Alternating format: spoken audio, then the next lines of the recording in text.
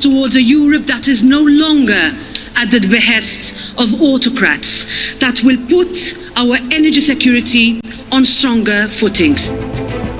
But the options are limited. Fossil fuel prices are high across the globe and supply is limited. People have been bouncing around that Qatar can supply and replace the Russian gas.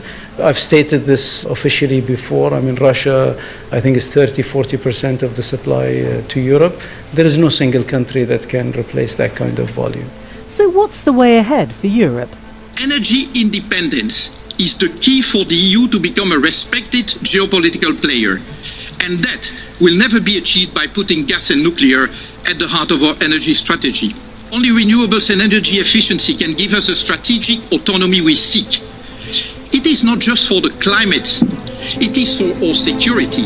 But installing renewables costs money, takes time and requires large-scale structural changes.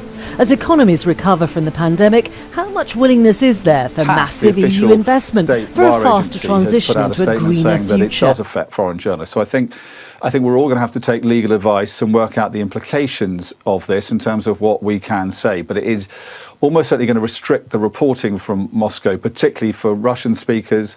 So Russian speakers on the BBC World Service, for instance, and other outlets very much affected. And what it means is it's continuing with the trend of chilling freedom of speech, such as it is in Russia, and narrowing that information space, while it looks like the campaign in Ukraine is not going as well as the Russians had hoped. And while there is increasing dissent and protest out on the streets of Russia that is crushed on a nightly basis, but while that's going on, the Russian government clearly wants to control the message as much as it can. Yeah, as much as it possibly can. Dominic, we're going to keep you with us because I do want to talk to you about what you're seeing on the streets in Russia to give us a sense of, for example, the sanctions we heard were, there's a lot of debate in the run-up, wasn't there, about whether they'd actually have any impact. What's the impact you're seeing there in Moscow? We understand the sanctions are now beginning to bite.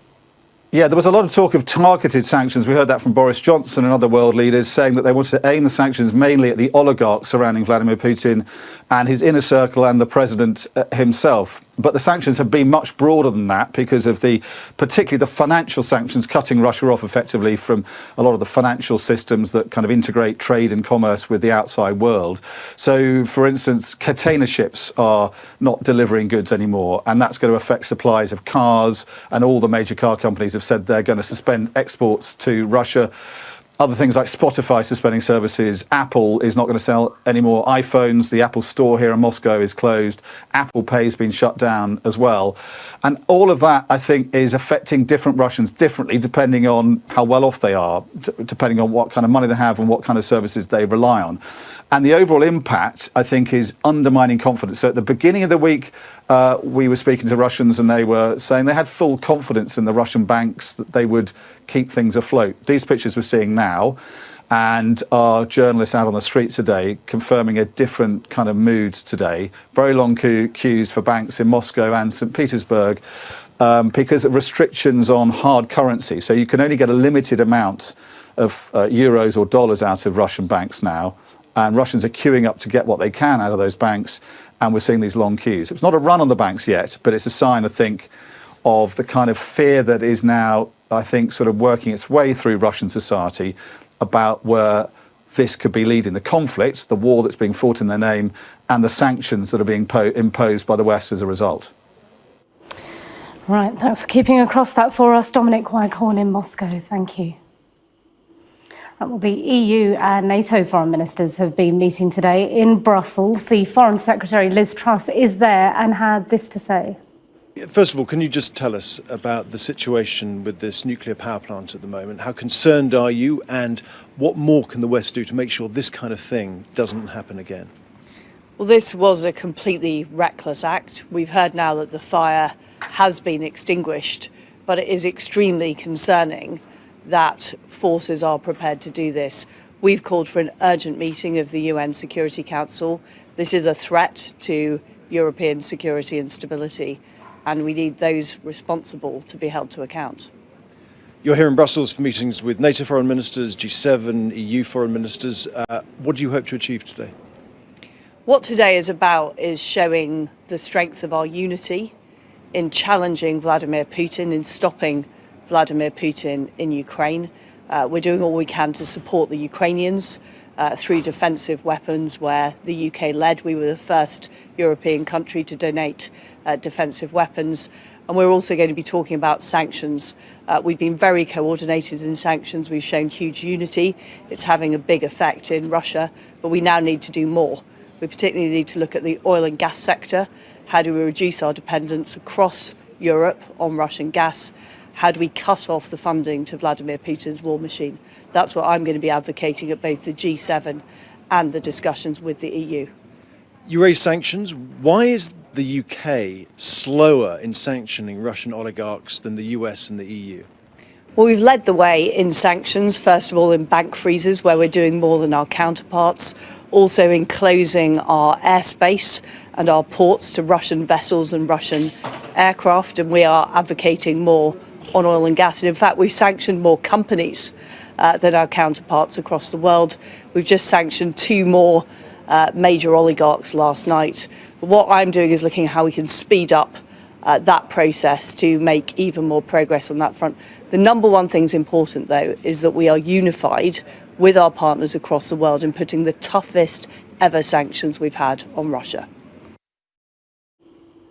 Well, let's give you a roundup now of today's latest developments. The International Atomic Energy Agency says there's been no change to radiation levels after shelling caused a fire at Europe's biggest nuclear plant. The lower house of the Russian parliament has passed a law making it an imprisonable offence to spread fake information about the armed forces. Foreign ministers from NATO and the EU are meeting in Brussels to discuss their response to Russia's invasion of Ukraine. Meanwhile, figures released today by the Polish border guard show more than 670,000 people have so far fled Ukraine to seek refuge in Poland. Overnight, as we've heard, a fire broke out at a training building outside the Zaporozhye nuclear power station in southeastern Ukraine near the city of Enerhoda. It's Europe's largest nuclear plant and among the top 10 biggest in the world, responsible for 20% of all of Ukraine's electricity. It's reportedly now been seized by Russian forces.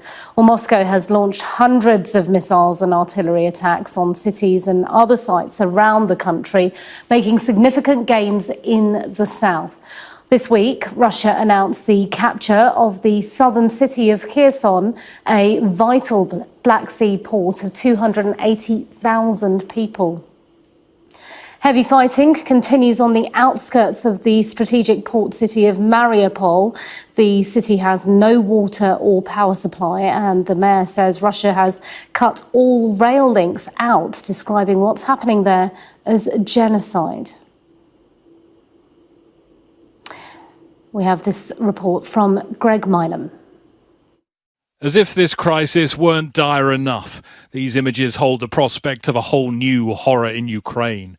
The shelling of the largest nuclear power plant of its kind in Europe, causing a fire. No one here needs any reminder of the potential for nuclear catastrophe. And Ukraine's president said this took the war into dangerous new territory. If there is an explosion, that's the end for everyone. The end for Europe. The evacuation of Europe. Only urgent action by Europe can stop the Russian troops. Do not allow the death of Europe from a catastrophe at a nuclear power station. The attack on Ukraine's infrastructure is just one of multiple fronts in an invasion that Vladimir Putin says is going to plan. This is what that looks like. Apartment buildings in the town of Borodyanka, 50 kilometers from the capital Kiev, still smouldering. The road littered with the debris of an assault that Russia says is not targeting civilians. But it is in the major cities that the fighting has intensified. Russia's defense ministry released these pictures, along with claims to have destroyed hundreds of military targets. Ukraine says that troops from Belarus have now been given the go-ahead to join the Russian invasion. Lined up against them is condemnation from around the globe. The US Secretary of State embarking on another European tour to show Russia the West remains united. In Washington, the president tightened the sanction pressure on Moscow. Today I'm announcing that we're adding dozens of names to the list, including one of Russia's wealthiest billionaires, and I'm banning travel to America by more than 50 Russian oligarchs, their families, and their close associates. It's ordinary Russians feeling that pressure so far. IKEA, the latest foreign company to close its doors. As all over Europe, countries are throwing open theirs. More than 1 million refugees have left in the first week, crossing the border to safety but uncertainty. A massive humanitarian operation spreading across Eastern Europe, one that will need to cope with much, much more in the weeks to come. When you consider what they've left behind, how must this show of humanity feel? Such a welcome for people who have no idea when, if ever, they'll go back to those they've left behind. Greg Milam, Sky News.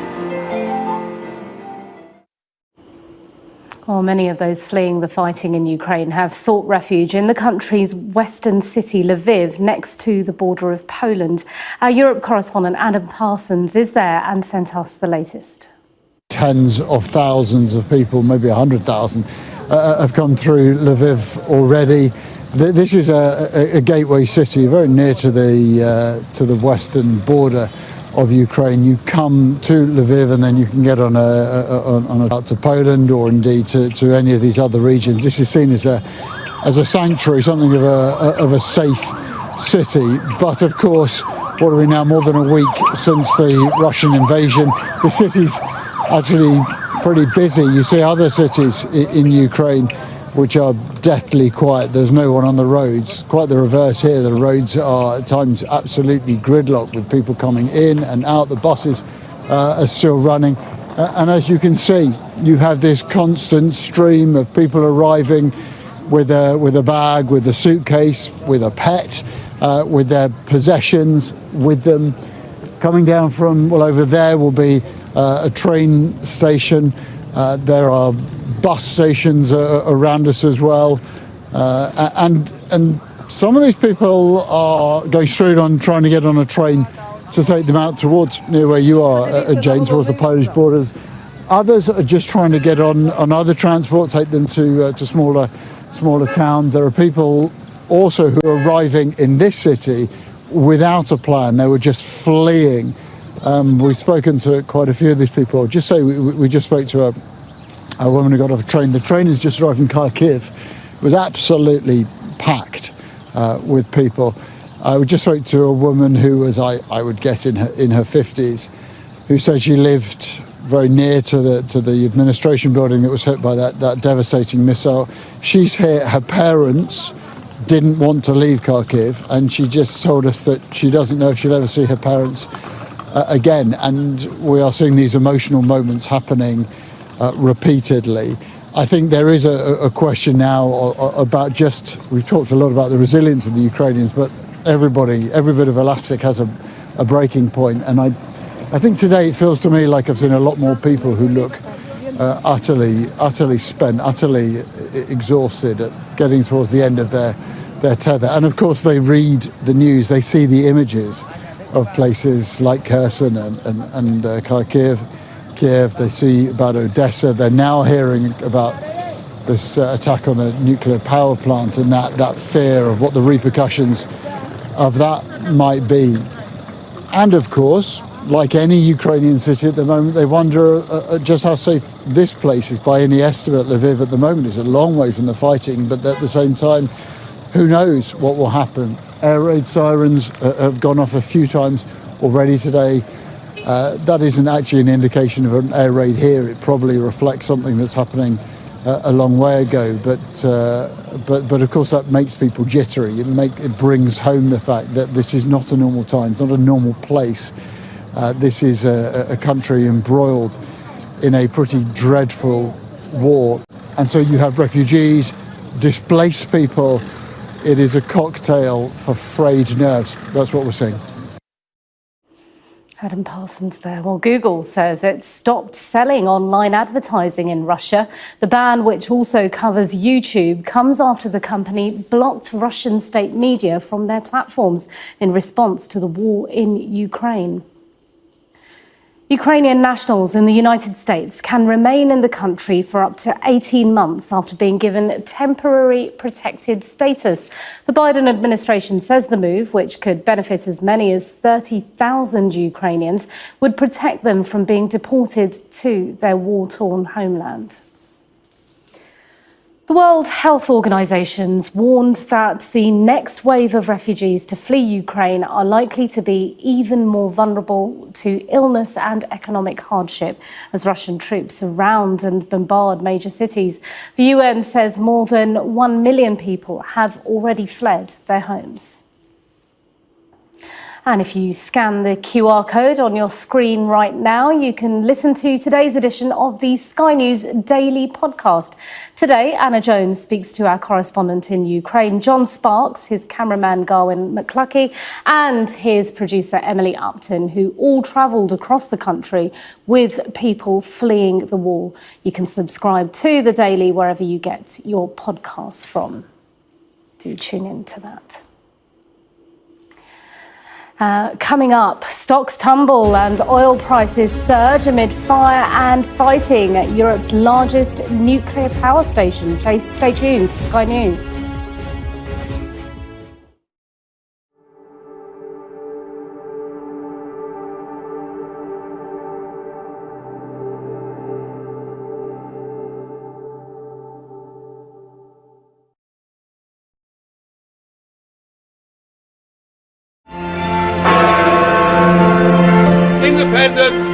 United Kingdom. These last few years have seen some huge stories. And these stories have been driven by politics, by politicians, the people in power. You must stay at home. And it's my job to figure out how these decisions made by politicians impact all of us in our everyday lives. This is the worst thing I've ever been through in my life. People turn up here with their child stuff in a black sack and just say, don't want them. And that is what it is, it's first class poverty. Is this an example of the welfare state failing? We take you to the heart of the stories that shape our world. These are stories that affect us all. Millions of children are now having to catch up. Some stories have changed all of our lives. Because like the residents, the staff are being infected. Politicians, they make decisions all of the time, and it's our job to hold them to account. I wonder if you will take this opportunity to apologise to those families. But in the end, the real power doesn't actually lie with the politicians. The real power lies with the people. I'm Nick Martin. I'm the People and Politics correspondent at Sky News.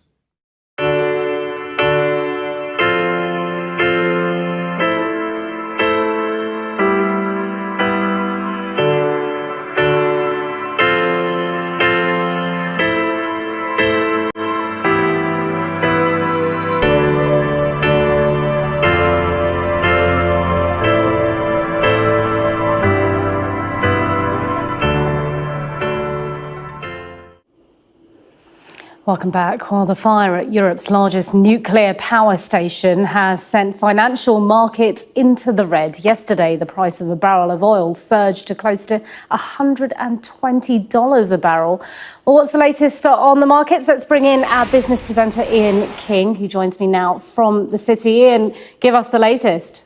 Well, Simon, we've had a pretty choppy morning here on the markets, to be honest with you. Overnight, Wall Street finished lower. And then when news of that fire at the nuclear power plant began to seep out, well, Asian Pacific equity markets also sold off. The Hang Seng in Hong Kong off by some 2.5%. The Nikkei 225 in Tokyo off by 2.25%. European stock markets opened 2.5 hours ago, and it's been a pretty similar situation, as you can see from the screen there. All of the main indices down by nearly 3%. or more. The FTSE 100 there in the top left-hand corner, a slight outlier, rather more defensive index than some of the others, heavy in stocks like tobacco and utilities, which of course investors will reach for at times of trouble. But nonetheless, as I say, it's a pretty severe sell-off, and it's intensified as the morning has gone on. Now, on the commodity market, some interesting moves there to mention. Brent crude currently trading ahead by some 1% on the session, currently at around $111 a barrel. I should say it came close to $120 yesterday, sold off a bit overnight, but back now above $110 a barrel. Natural gas prices,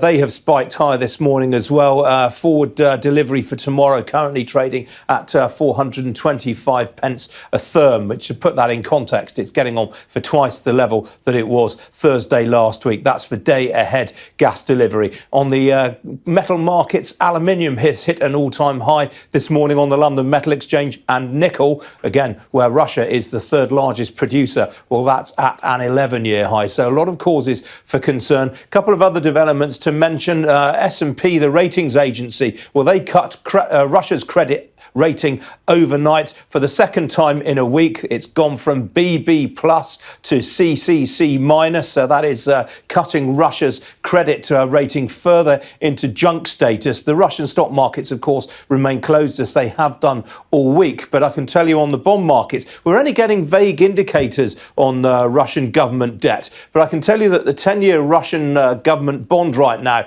has a yield of some 13.93%. So that's implied borrowing costs on a 10-year basis for the Russian government, which is pretty well close to the highest level for more than a decade or so. Now, it could be a very interesting session as the day goes on, because at lunchtime today, we get the non-farm payroll figures out of the United States. It's the biggest single most important and most watched piece of economic data that crosses the market screens every month. It's usually a trigger for some sort of movement on Wall Street, either up or down, and the bond markets too take it very, very seriously. I suspect with everything going on in Ukraine, it won't be as closely watched as normal this time, but it could nonetheless lead to more volatility this afternoon.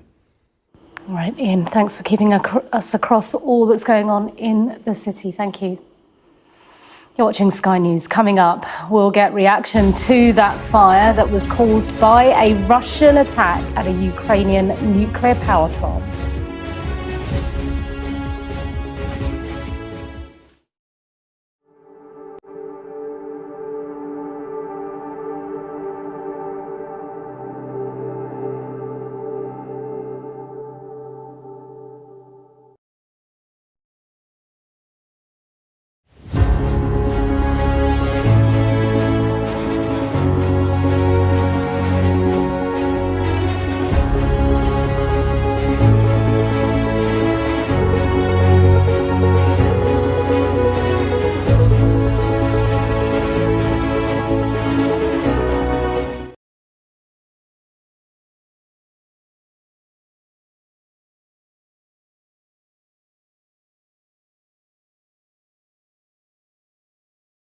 All over the world to send money to their loved ones in Africa.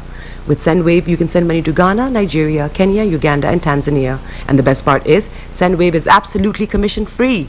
Our exchange rates are excellent. You can see for yourself by checking them out on our website. So how do you use SendWave? SendWave is an app that you can download onto your phone from the App Store or Google Play Store. The app is free to download.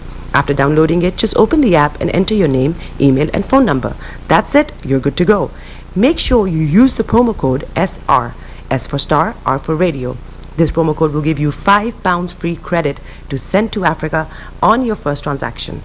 Your money will be delivered to your recipient within seconds. Feel free to call me on 0749 7377 647 at any time. I'll be happy to tell you all about SendWave and help you in any way I can.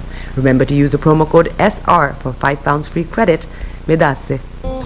Hi everyone, it's your girl BB Clement, the author of How to Go From Employee to Entrepreneur and the host of your weekly business show, BB Means Business, the show where we discuss everything you ever wanted to know about business but you were afraid to ask. How do I start my business? How do I raise the finance? How do I grow my business? Where am I going to find my customers? Join me every Tuesday at 1:30 p.m. on Star Radio UK to get all the information and tips that you need to become a successful entrepreneur and become financially free. Remember, don't let life dictate to you. Rather, put your signature on life.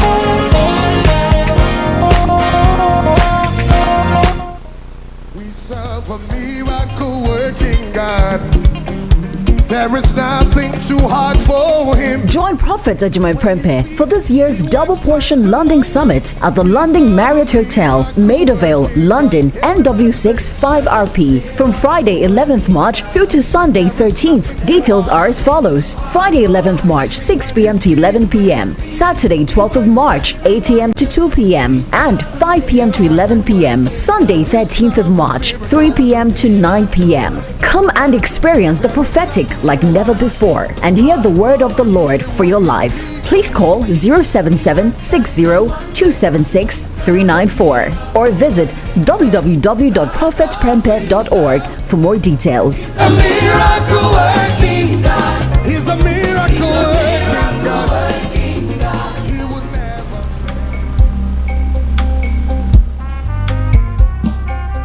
Are you looking for the fastest, reliable, and trustworthy door-to-door shipment company? Well, look no further. When was the last time your family received a shipment back in Ghana on time and in time? You are not sure? Well, Lamb Shippers, we pride ourselves with being the fastest, reliable, and trustworthy shippers you can use. You are assured of a prompt pickup anywhere in the UK by our personnel. They also make sure your items are well packaged to get to its destination in time. When it comes to door-to-door shipment, look no further. Well, Lamb Shippers, contact us on 07939009321 or 07498911820, or you can visit our website www.welllamp.co.uk. You can also drop us a mail, info@welllamp@gmail.com. Well Lamb Shippers, fast, reliable, and trustworthy.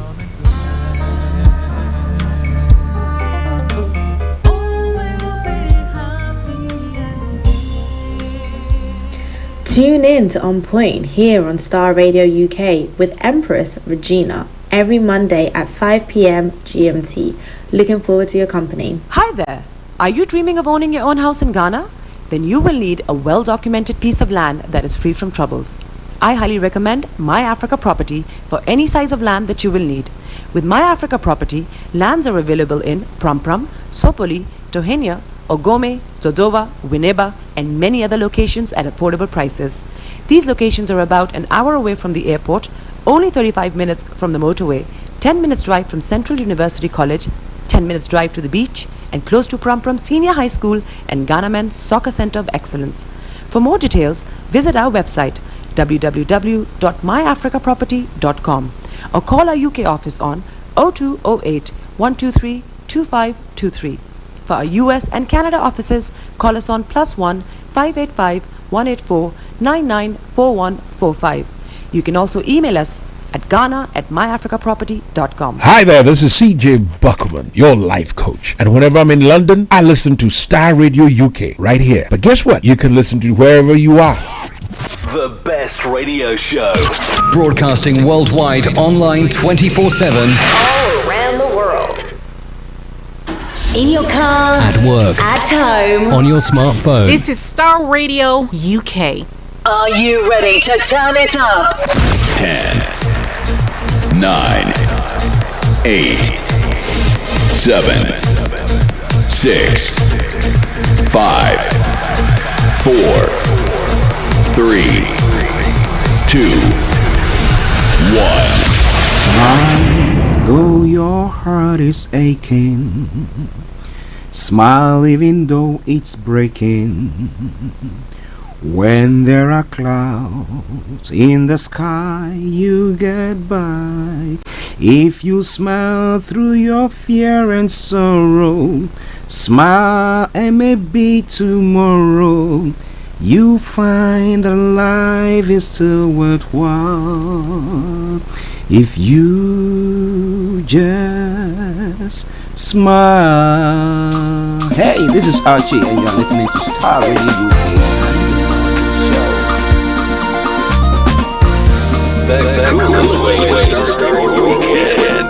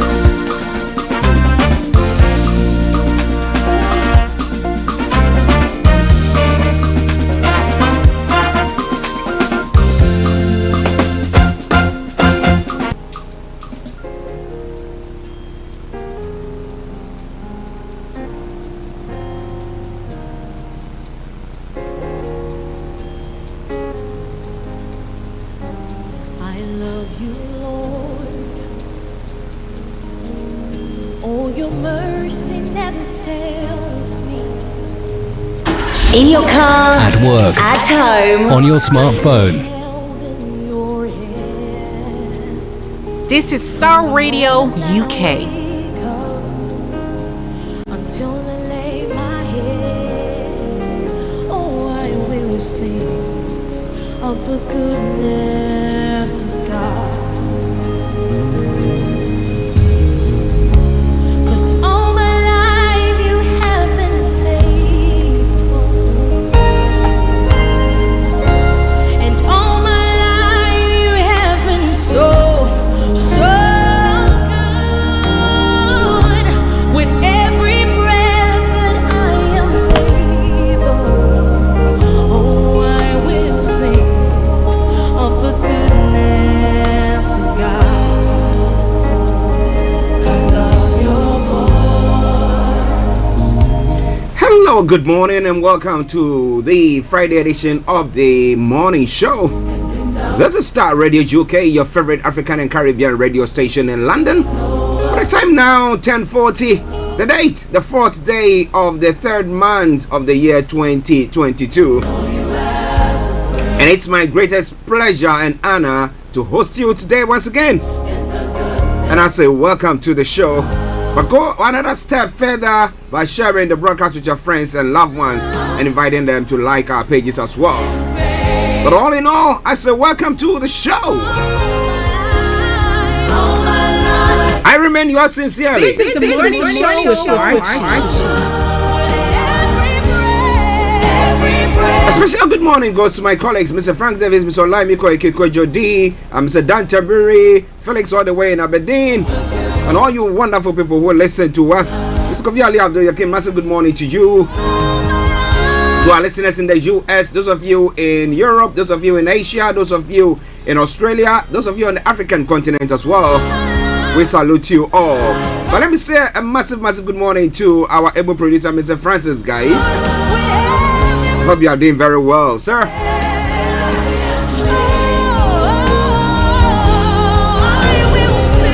But today happens to be the birthday of Kojo D. And we say a massive happy birthday to you, bruh.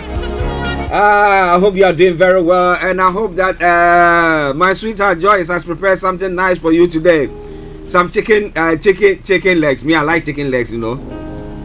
So that we can have the party. What about that? But wherever you are, I pray that the heavens be open unto you and God causes His face to shine, continue to shine upon you and to the family as well. Regards to you. And let me take the opportunity to say good morning to Mrs. Evelyn Tabiri. Yeah, I hope you are doing good. Okay, 10:42 the time. If you're the first time of tuning in to listen to us on Friday, this is how the program goes. I'll bring you the quotes for the day, the weather forecast, and the travel updates as well. Then from there, we will look at the stories making the rounds across the globe, known as Global Trotting. That will take us to 11 o'clock when we bring you Mr. Olayomi Koiki, who will be telling you what is happening in Nigeria and updates from Nigeria. Then after that, we'll continue with our conversation. The lines will be open exactly at 12 o'clock for you to add your voice to the discussions wherever you might be. But before then, if you want to share your take on any of the issues going on, you can post it on our Facebook page, and I promise you I'm going to read that. And then exactly at 12:30, the curtains are brought down for the first part of the program because we're having the one and only money man himself, Mr. Dan Tabiri, bringing you the money hour. After that conversation at 1 o'clock, the curtains are brought down for the end of the program. So in a gist, that's what's going to be happening today. Friday, the 4th day of March 2022. The goodness of God. Okay, the quote for the day says, great success rarely comes easily. Nevertheless, opportunities can be created. Great success rarely comes easily. Nevertheless, opportunities can be created. That's by way of the quote for the day.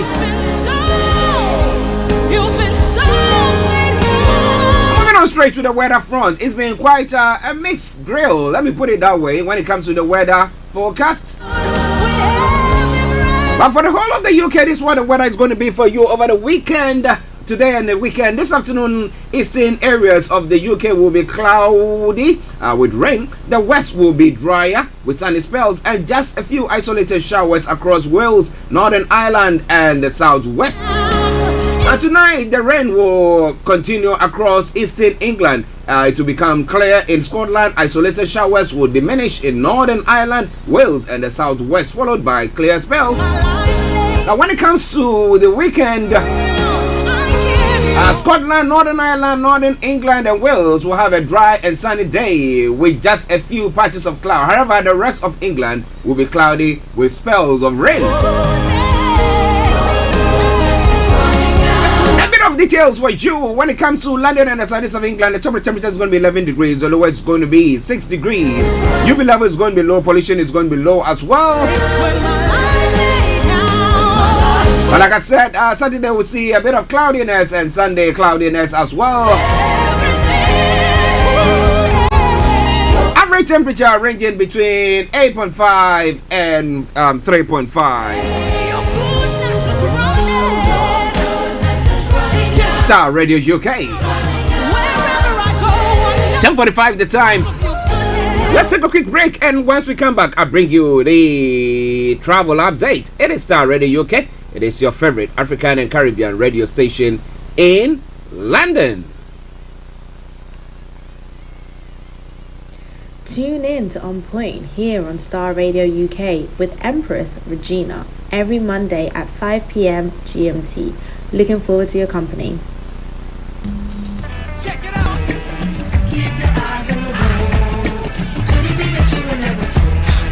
road. This is Starr Radio UK. Okay, so keep your eyes on the roads. Keep your eyes on the roads. I'll keep you navigated. I promise I'm on the Starr Radio Travel Update. I come to where every weekday from 10:40. It's not 10:45. So what's your travels like? You want to share with us? Feel free to do so. Our well-known listeners will also love to know because it might impact them on their travels. Well, in the UK, especially in London, the underground services second line has got minor delays District, minor delays Hammersmith and City, minor delays Jubilee, minor delays Metropolitan, minor delays Northern, part closure, and Piccadilly, minor delays there as well. That aside, all the others have got good service. When it comes to London Overground, TfL, Rail, DLR, and London Tramlink, good service there as well. But moving on straight to the riverbank this morning, apart from the Woolwich Ferry that is suspended, all the others have also got good service. Check it out. But keep your eyes on the roads, keep your eyes on the roads, and we promise you that we're going to guide you through your day when it comes to your travels. As and when there are any changes, we bring you to the fore.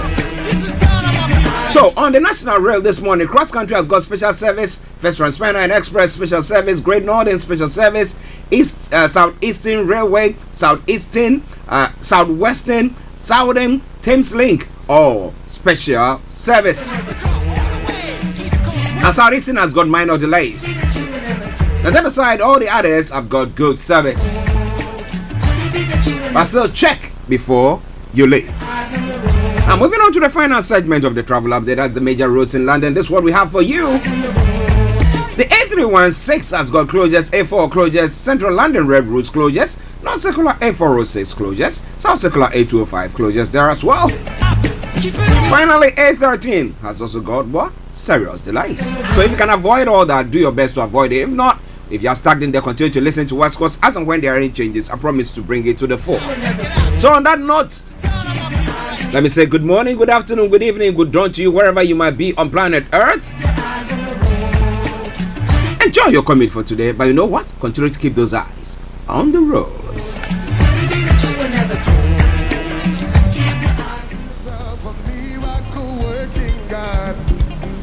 There is nothing too hard for him. Join Prophet Ajimai Prempe for this year's double portion London Summit at the London Marriott Hotel, Maida Vale, London, NW6 5RP from Friday 11th March through to Sunday 13th. Details are as follows: Friday 11th March 6 p.m. to 11 p.m. Saturday 12th of March 8 a.m. to 2 p.m. and 5 p.m. to 11 p.m. Sunday 13th of March 3 p.m. to 9 p.m. Come and experience the prophetic, like never before and hear the word of the Lord for your life. Please call 077-60-276-394 or visit www.prophetprempeh.org for more details. A miracle working God. He's a miracle working God. Welcome to Gabby Dave Global. We are a UK-based online e-commerce store, the first of its kind with license to trade in African products. Some of the products are clothing brands and all beauty accessories, hair and beauty brands, natural aphrodisiacs, processed and dried unprocessed food. Our mission at Gabby Dave is to connect African and Caribbean businesses to customers globally. At Gabby Dave, we ensure our sellers get the best deal for their products. We are not just here to help you reach a wider audience. We are also a distribution center to support business growth by fulfilling orders to your customers from our warehouse, making sure customers receive their products on time. We are inviting all Black-owned businesses to trade on our platform because we strongly believe Africans have a unique brand the customer would appreciate globally. So get in touch today and let us make your product and business go far. Here are some of the benefits of using Gabby Dave Global.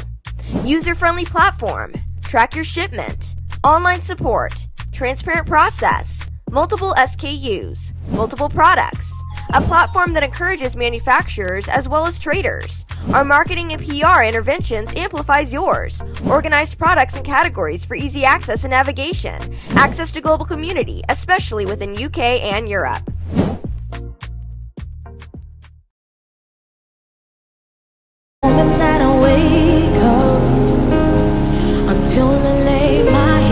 Welcome back to the program. It is Starr Radio UK, your favorite African and Caribbean radio station in London. 10 minutes to the top of the hour. It's now time for Global Trotting, i.e. news making the rounds across the globe. And as I say all the time, from archaeology to zoology, from Accra to Zanzibar, if it's making the headlines, why not? We're going to touch on it. But you can also share with us what is happening in your area, and I promise you we're going to touch on that as well. Okay, so from the UK front first, Labour calls for emergency visas for Ukrainians. The Home Secretary is urged to do more for refugees as she launches a family visa scheme in Poland. And tries to call for Ukraine support to be stepped up. The Foreign Secretary says she will work with counterparts to tighten the vice around Putin's war machine. And when it comes to COVID rules, all COVID rules in Wales could be axed on the 28th of March. Masks, self-isolation laws, and free mass testing to end as Wales set out plans to lift all measures. It is Starr Radio UK. And MPs are ashamed over support for Afghan aid workers. The UK government was too slow to offer help after it withdrew from Afghanistan, a report has said. And it's all coming your way from Starr Radio UK, your favorite African and Caribbean radio station in London. Still playing in the background, the goodness of God.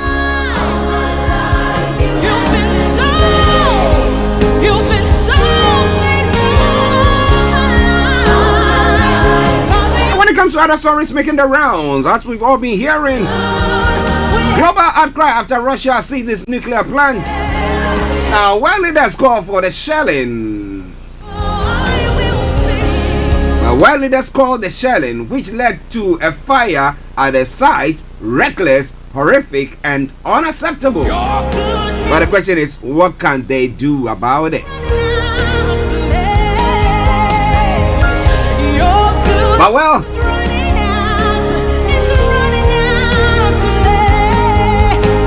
Russia has agreed need to create humanitarian corridors, but the talks between Russian and Ukrainian negotiations yielded only limited concrete progress.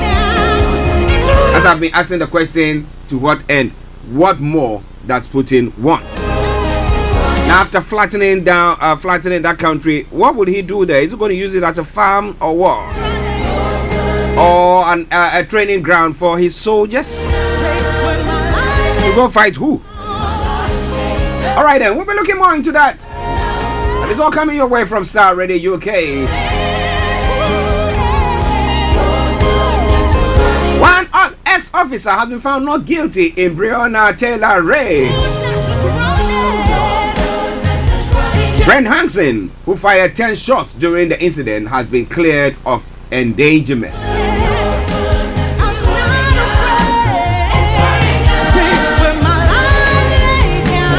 And I remember a couple of weeks ago, a U.S. fighter jet that crashed into the South China Seas have been recovered. The 100 million aircraft sank in January after a mishap led to its crashing off an aircraft carrier. It's all coming away from Starr Radio UK. The President Biden has imposed more sanctions on Russia's oligarchs. Now, President Putin's spokesman is one of the latest Russians targeted in the new round of sanctions.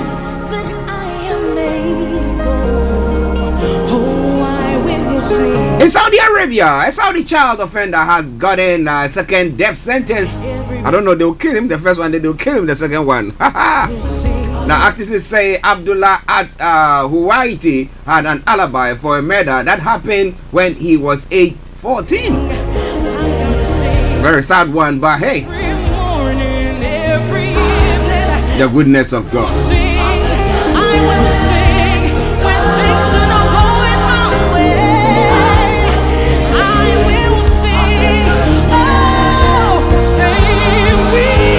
Suspect in Haiti president murder handed over.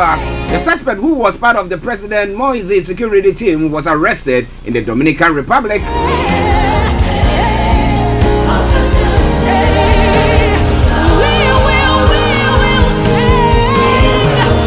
In Nicaragua, government critics guilty of conspiracy. 3 of the 7 defendants had planned to run against President Ortega in 2021 election. Well, they were found guilty for conspiracy and all sorts, you know. When you fall on the other side, that's what happens, you know.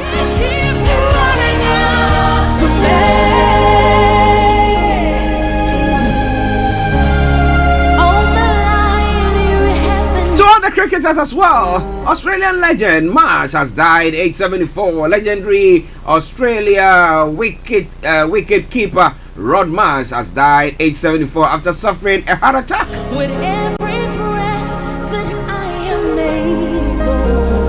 able. Oil prices rise, worrying India after Ukraine invasion. A surge in oil prices hurts the world's third largest consumer of oil, which imports 85% of its requirements.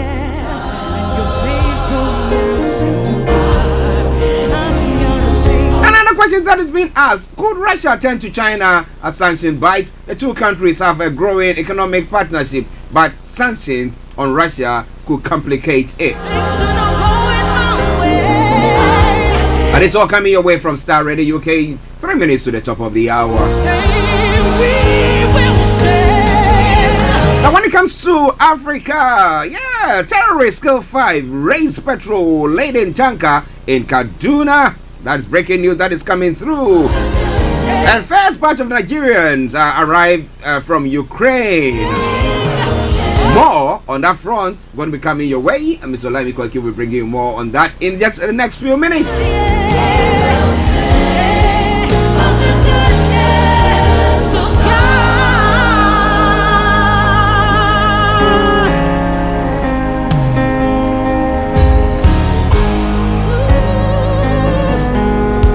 Tanzania opposition figure freed after 7 months. Now, Freeman Mbowe was arrested last July on terror charges, which have now been dropped. You think that something like that should happen for Chisande Igboho and Nnamdi Kanu, just to, you just get a bit of peace.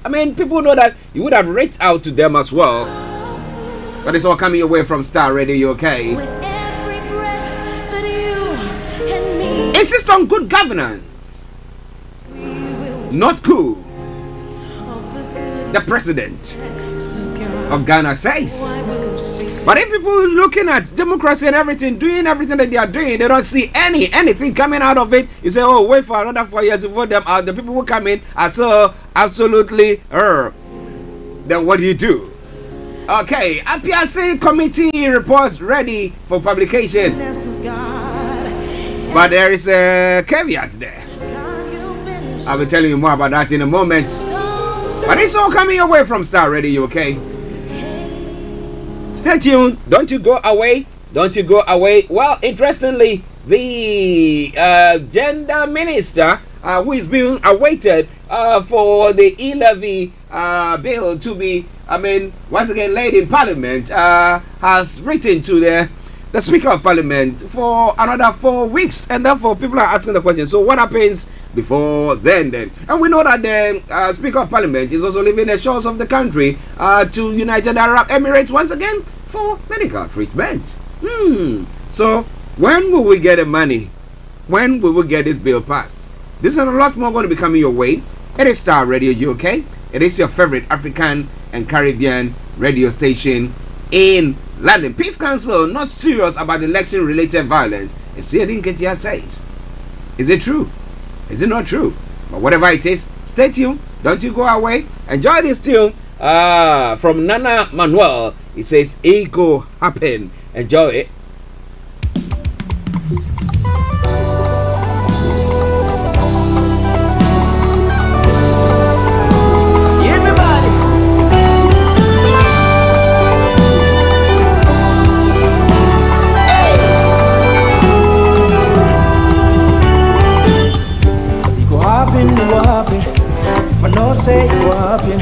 As God say you go do then if no say this is Starr Radio UK. All around the world. If no say as God say in your car, at work, at home, on your smartphone.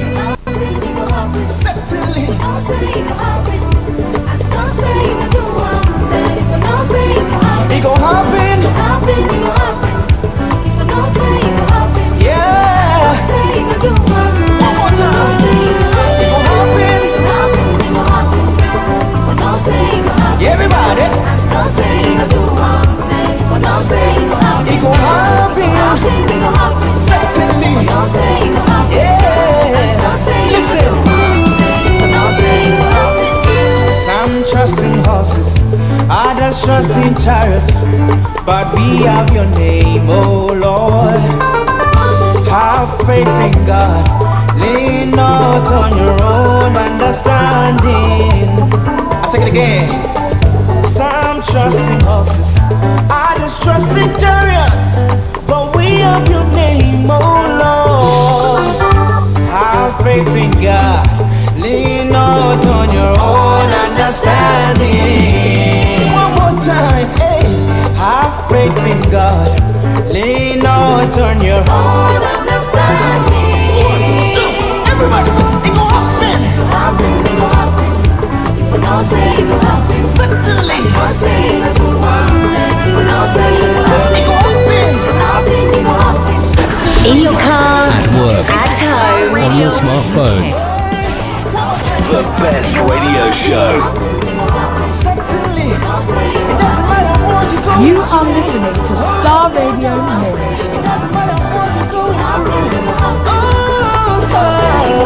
Trust in God.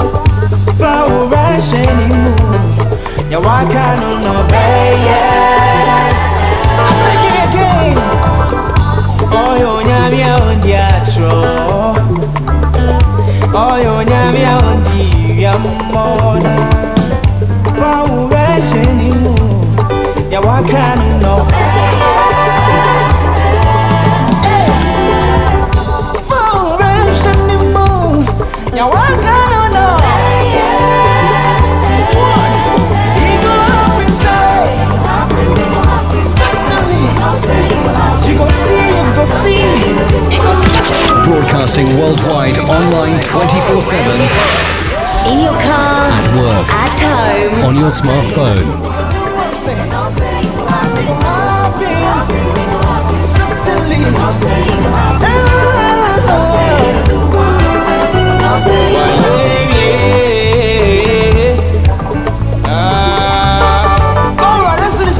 Well, it's Starr Radio UK, your favorite African and Caribbean radio station in London. It go happen, it go happen, it go happen. So don't give up, don't throw in the towel or whatever it is. Interestingly, one of the stories I will be looking at from Nigeria, when Mr. Olayomi Koiki comes on, Nigerian fighters must provide $1,000 for ticket visa to Ukraine. If you want to go and help the Ukrainians to fight, they say, well, you have to pay $1,000 for ticket. I thought, whoa, I need a bit of clarity there. But for sure, we're going to be bringing you more on that once we have Mr. Olayomi Koiki coming on. But whilst we wait for him,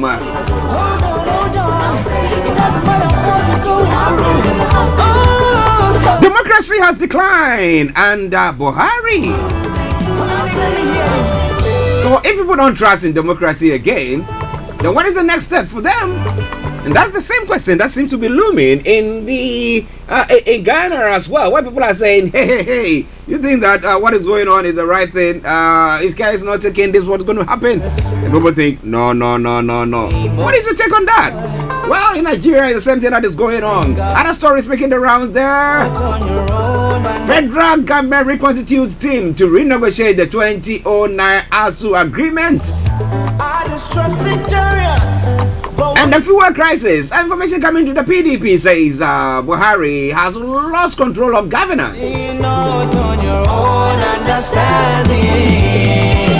Starr Radio UK. Have faith in God. Lean not on your own understanding. And Nigerian rating agency partners Europe fintech firm to revolutionize credit risk.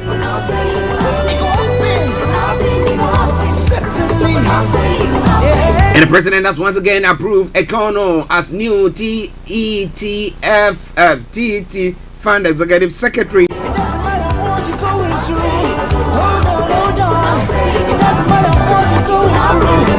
Well, when it comes to the presidency, 2023, Saraki has made 4 accusations against Buhari, APC government. I will bring you more on that once we wait for Mr. Olayomi Koiki to join in. And it's all coming your way from Starr Radio UK, your favorite African and Caribbean radio station in London. Friday, the 4th day of March, the year 2022. By the time now, 6 minutes past the top of the hour. There's nowhere better to be than be here with us. Well, when it comes to the news, views, interviews, what have you, we are able to bring your way.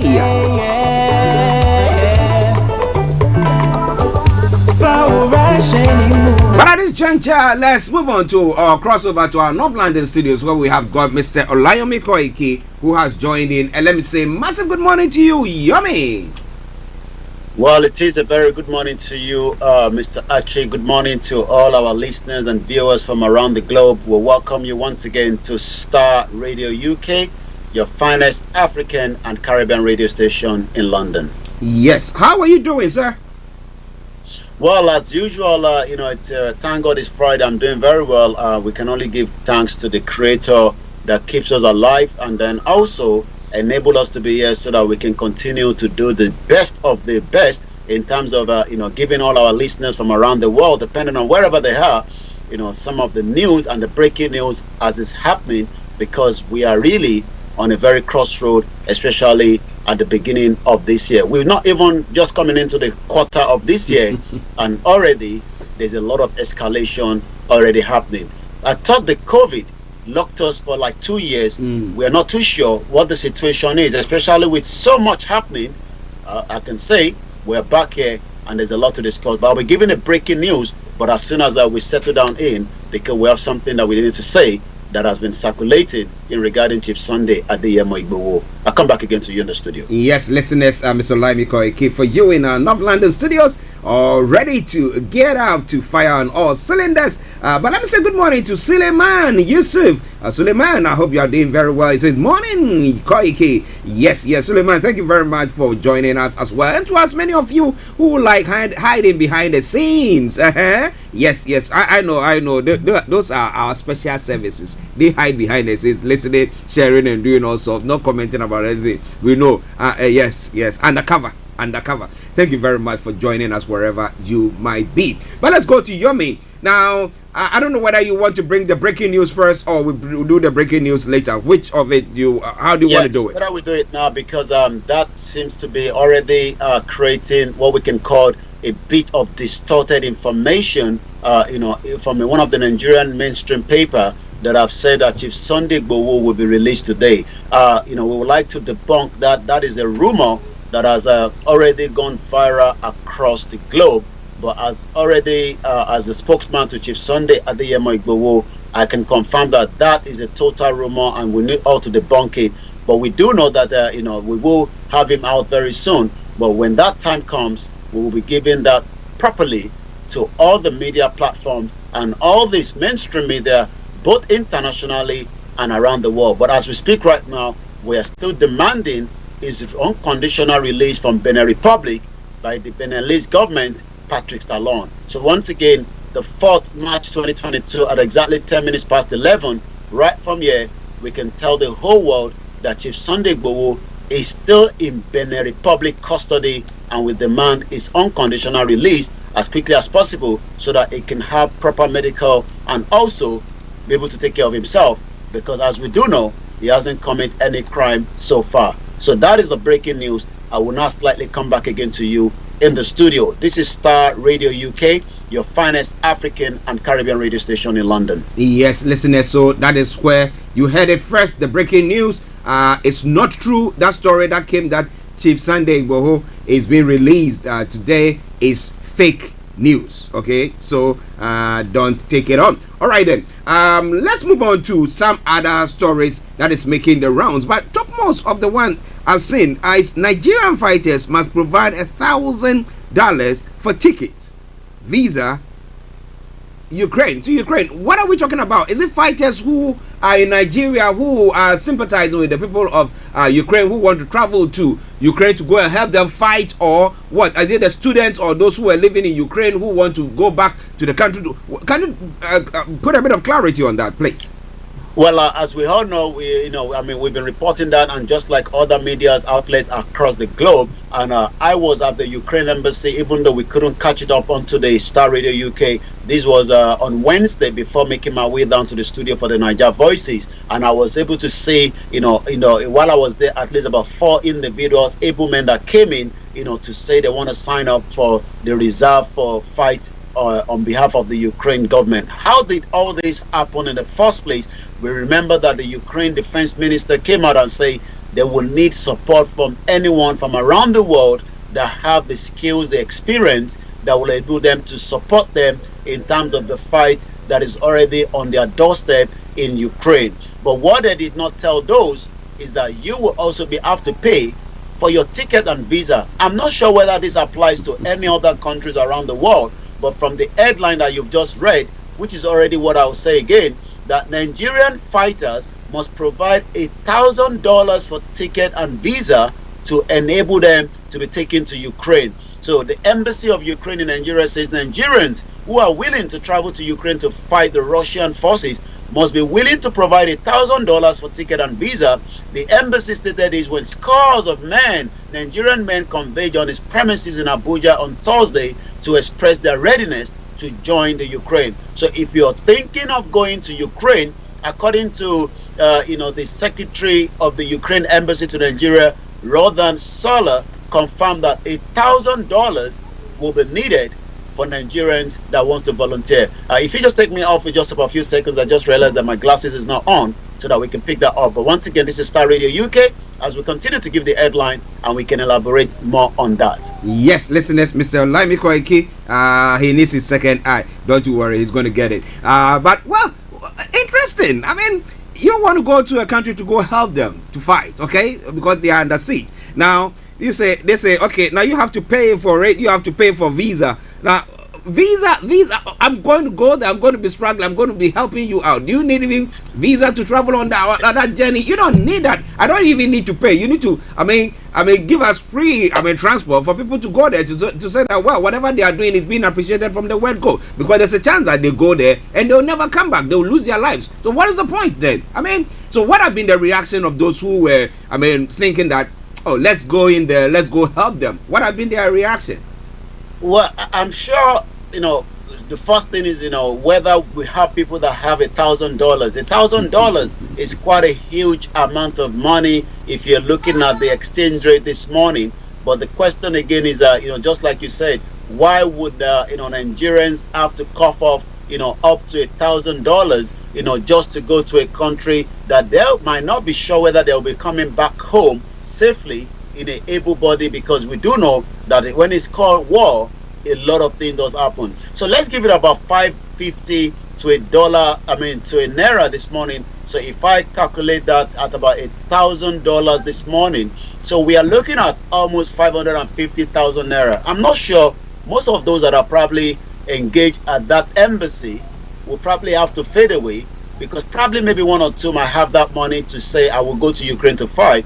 But the layman that just probably use it as an example to escape what we call japa, out of Nigeria, then being told to get $1,000, I'm sure the numbers of those now going to that embassy to fight in Ukraine will probably decline, as more people have confirmed. As more Nigerians have now finally been brought back home. Why those that wants to go are saying we can't afford it, but I'm sure the Nigerian government will not be able to pay their expenses to take them to Ukraine to fight, when they've already paid about almost $8.5 million to bring about 5,000 Nigerians that want to return back home. So what a very sad news for those that really want to go and fight in Ukraine. I'm sure they probably have a lot to fight in Nigeria if they join the Nigerian army to help in the support to fight the terrorists that we already have in the country. Interesting, listeners. Well, so if you are interested in going to Ukraine to go and fight, you bring us somebody saying here that there might be former military army officer from the Nigerian army that want to fight in Ukraine, low rank army officer. But like I say, with no doubt, while I was in Ukraine embassy, not those that have experience of being in the military. Everybody just thought, the call is a call for help. A clarion call. On the Nigerian side now, you need $1,000, which is about almost $500,000 naira. To be honest with you, at the average of Nigerians that are making 30,000 naira a month, I'm not sure whether anybody even have that savings to sacrifice to go and fight in Ukraine.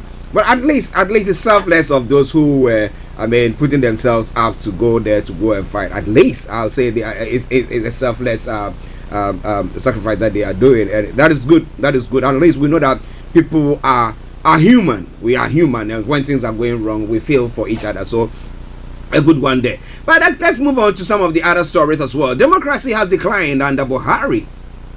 Interesting. Well, we do know, because this is a government that came, on the platform of gold, if you want to put it that way, after 16 years of what we can call either a failure of PDP to have not been able to transform Nigeria to what Nigeria would have been able to look like in the international in the international aspect of it. So according to Ayu, in your chair, Ayu said, and I quote, this is the national chairman of the People's Democratic Party, Dr. Iyorchia Ayu, on Thursday yesterday, claimed that the party won the 2019 presidential election. He also argued that the democratic values in Nigeria have steadily declined in the past 7 years under the current regime. So when we review, this government as they're winding down, which I'm going to be giving us, our time frame as we do on Starr Radio UK all the time, in terms of how many days left before the election,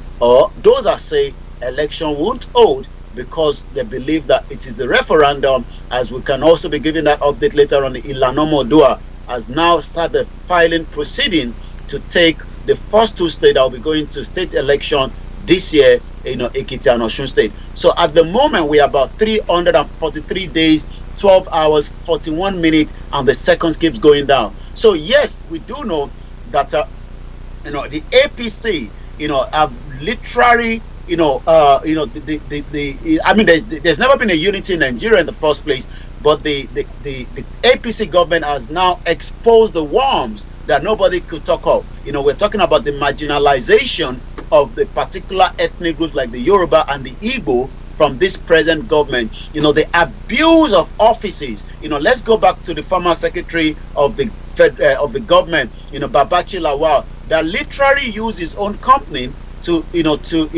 enrich himself, for what we call, the grass cutting. Let's look at, minor skates, during the pension fund. Let's look at, the court cases preceding, that has been ongoing, for a very long time, and the abuse of power, by the DSS, especially, in the rendition and the kidnap of Nnamdi Kanu. This is the same Buhari that was there in 1983 that did similar thing to Umaru Diko on almost a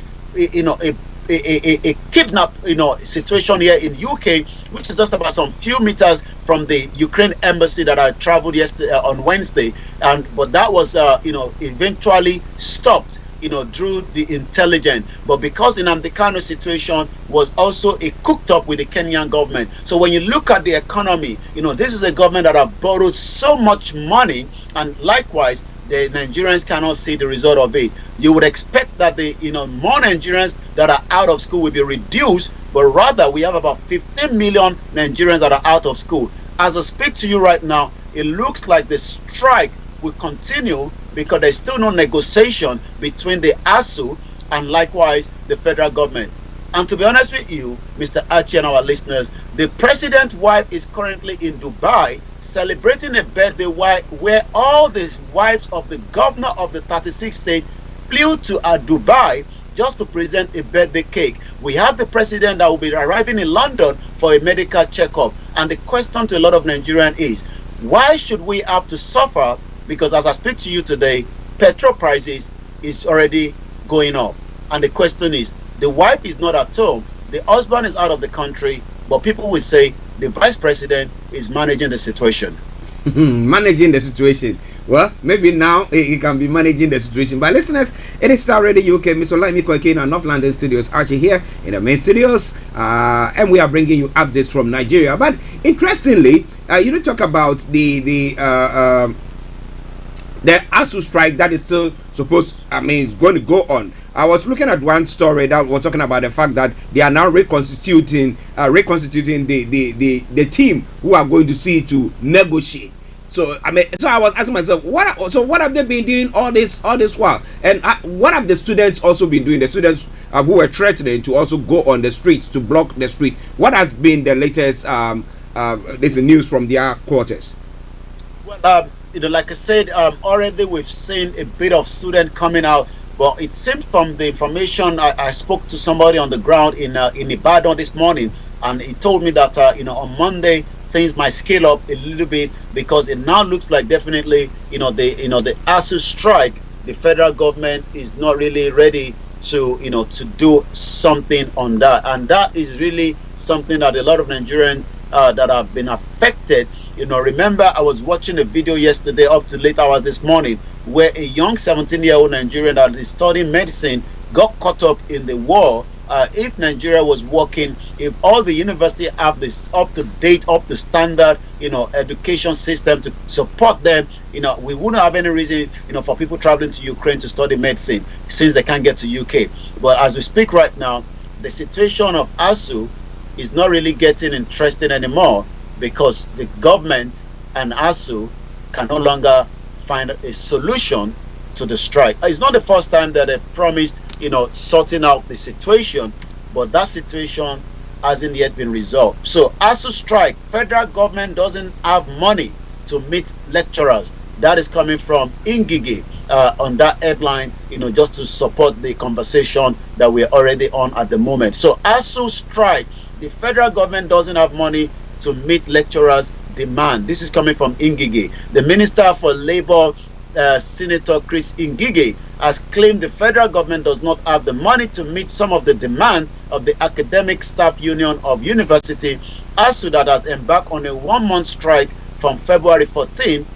The union explained that the decision was taken due to the federal government delay to implement the agreement, which include issues on salary, revitalization fund for the university, the adaptation of the university transparency and accountability. So it looks like there's still going to be a long way for more students to be out of the university. This is Star Radio UK. I'll come back to you again in the studio. Interesting. I mean, because talking about the fact that the president's wife celebrating their birthdays in Dubai, or the wives of the governors of the 36 states, or travel to Dubai to go and present her with a gift or a present.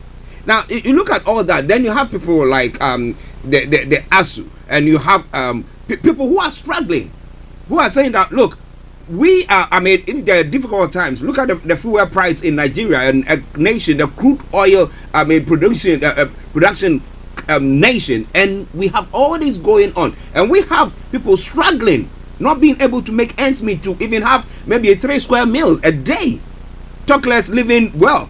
Now, and when all this happens, and then some citizens are saying that, look, we think that there should be a change, because people are fed up with the democracy that we talk about, because people come into power, and because of the power that has been given to them, they continue to, I mean, amass wealth and rob the nation of all the wealth of the nation. Then people say that there should be a coup d'etat, then people are crying. Well, you know, and I mean, the situation in Nigeria, like we continue to review on Star Radio UK, is one that gets a lot of people worried, because the situation doesn't seem to be getting better, rather is getting worse. And the question is, you know, for how long will Nigerians have to suffer some of these, you know, atrocity that has been, you know, lynched on them? Because already we have an inflation that is traveling as fast as what you can catch to, and more Nigerians are out of jobs, you know, because we don't have the industry, you know. So we have, you know, youth in their millions, you know, because the 60% of Nigerians are youth, and yet most of them that are meant to be at the university to come out and add value, you know, to the economy, are rather now out of school, and those that have left university for the last 5 years are literally struggling to have their demands met. You know, interestingly, just after I spoke, then I was pondering over what I've been said, and I was thinking that we don't even need the military per se, but we need citizens to rise up. There should be a revolution of a sort, where people are saying that, look, we are fed up with what you people are doing. And I mean, like Soraya was about to do when he was trying to organize Nigerians, the youth, to go on the street, and then because of that, they apprehended him, and up to now he's still locked down in the federal capital. I think it is about time that citizens rise up, because you go to the polls every 4 years or 5 years, whichever year that the term is, and then you go and vote, and another person will come in and they will squander and squander. You go there, hold their agbada or whatever, pull them out of their cars, and tell them that this is reality, this is what we are seeing. Until that time, I don't think that we're going to be seeing any changes on the African continent, honestly. Well, I mean, you know, you're quite right, you know, and that is something that we need to elaborate on. That you know, the Nigerians are really, you know, I don't know how they've been able to manage to cope, you know, especially, you know, with the situation that has been unleashed on them. Look at the story that you just posted. Nigerians are fuming because the president has donated $1 million to an Islamic country. Meanwhile, people in your own backyard are suffering, and we want to go outside and be throwing money around. Yummy. Well, you're quite right. Yes, that is the headline there. You know, Nigerians are fuming, you know, as Buhari donate $1 million to Islamic country. So let's touch on that story. Following the donation of $1 million by President Muhammadu Buhari to Afghanistan, a section of Nigerians have expressed anger over the president's gesture amid Archie ravaging the country. Recall that the Secretary General of the Organization of Islamic Cooperation, OIC, Isam Beren Taha, had in a statement disclosed that Buhari donated the money over the humanitarian crisis in Afghanistan. We have so much humanitarian crisis, not just only in the northern part of the country, also in the FCT, that I believe that $1 million will have gone a wrong way. But people who might say humanity can also be extended to those that are suffering as well. So this donation comes in time to add a new momentum to the OIC effort to contribute to easing the humanitarian situation in Afghanistan and to help in catering for the needs of millions of Afghan people, including women and children, according to the statement that added. Well, listeners, it's Starr Radio UK, 11:28 the time. It's Olayomi Koiki bringing us updates from Nigeria. I'm going to hand over to him so that I can bring us the rest of the stories making the rounds. Over to you, Yomi. Well, like we did say, if you have had any, news that Chief Sunday Igboho has been released, that is something that we would like to tell every one of us to debunk. That is a false news. And we already have one of our media in Nigeria, Omiyale Ishokan Omodua TV, that is already discussing on that conversation. Again, disregard every rumor about the release of Chief Sunday Adeyemo Igboho today. It is not true.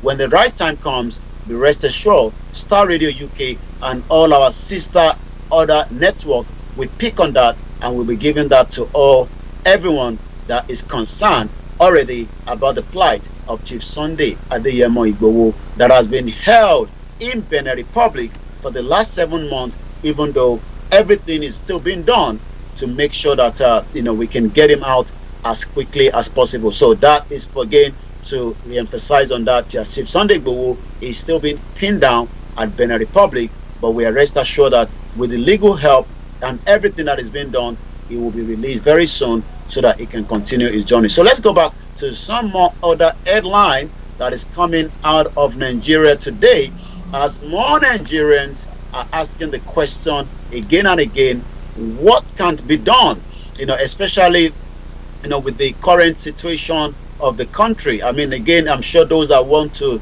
travel to Ukraine to fight will be very, very disappointed, because they could have used that as an opportunity at least to experience what the weather looks like and probably to be able to continue their fight as well. So let's touch more. Police brutality. Victims demand a 3 billion naira compensation for right of violation. According to this information, compensation of a 3 billion naira has been demanded against the police for brutality of the tricycle riders and the seizure of almost 150 tricycles in Delta State.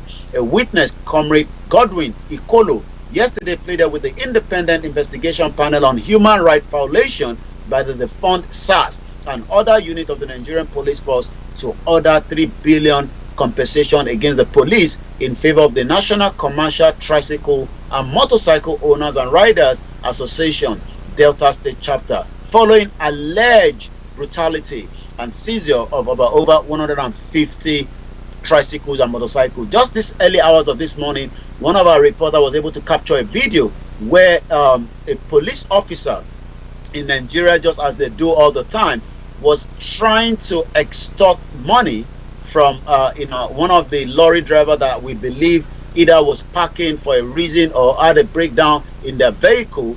But because they were able to see that more people were filming them, they had to quickly get into their vehicle and then had to do what? Run away. So it seems that more Nigerians are becoming much more conversant of knowing that if we have about 30 seconds videos put on the social media, that would then give them a bit of leverage against a system that has already suppressed millions of them. So the social media is the only tool that they do need, they do use to make sure that they can get their message out. So let's take a couple of more. It's exactly 11:32, and I'm going to come straight back again to you in the studio. If you've just joined us and you're sending money home to your loved ones, remember to use Send Waves. And if you're using it for the first time, it's very, very easy. Just remember to use the Starr Radio code, which is S for Star, R for Radio. And again, this is Starr Radio UK, your finest African and Caribbean radio station in London. So let's touch quickly on businesses. Dangote Cement record 44.2% increase in the BT declares 20 naira dividends. We do know that a lot of people invest in some of these stock market, but let's go into that story a little bit to find out. Dangote Cement PLC has announced about 44.2% increase in profit before tax to about the tune of 538.4 billion naira in 2021. Audit result and account for the period ended in December 31st, 2021 from 373.3 3 billion naira that he reported in 2022. The cement manufacturing company in its financials for 2021 disclosed that the group sales volume stood at about 29.3 MT, which Nigeria account for 18.61 MT, while operations in other countries did about 10.86. But a lot of Nigerians have not been able to understand why Dangote cement can be as cheap in Gambia, but the resources that Dangote is using is right in the nose of Nigeria. But yet, the price of that Dangote cement has shoot up drastically. So a lot of Nigerians that are still doing their buildings or constructions or whatever they are putting together complain about the price of cement every now and then. So I'm going to take one more from the business and then go straight back to you, Mr. Archie, in the studio. Once again, Fidelity Bank present 10 million naira to winners of a third monthly draw. How visa facilitators scrambled mop-up visas appointment online to swindle. We do know that when it comes to people that are already tired of Nigeria, some spend millions of naira to people, but sometimes you could be paying money and that money could be going in the drain. So let's look on this headline again. How visa facilitators scrambled mop-up visa appointment online to swindle Nigerians. Illegal visa facilitators who provide Nigerians US visa interview appointment date at exorbitant fees spend days browsing the internet to mop up available date, book and sell same to applicant seeking to obtain visa interviews appointment with the US Embassy, according to the investigation.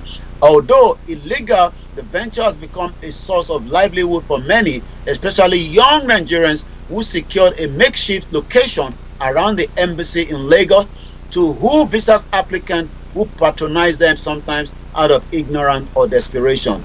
According to the information, many of these facilitators who said all they do is stay online 24 hours a day and grab visa application date made available by the US consulate. Imagine you are trying to go to America. This is a, just to break it down, and you get to need an interview date. But while you are trying to go online to get an interview date, somebody has gone ahead of you, mop up all the dates, and then sell it back to you.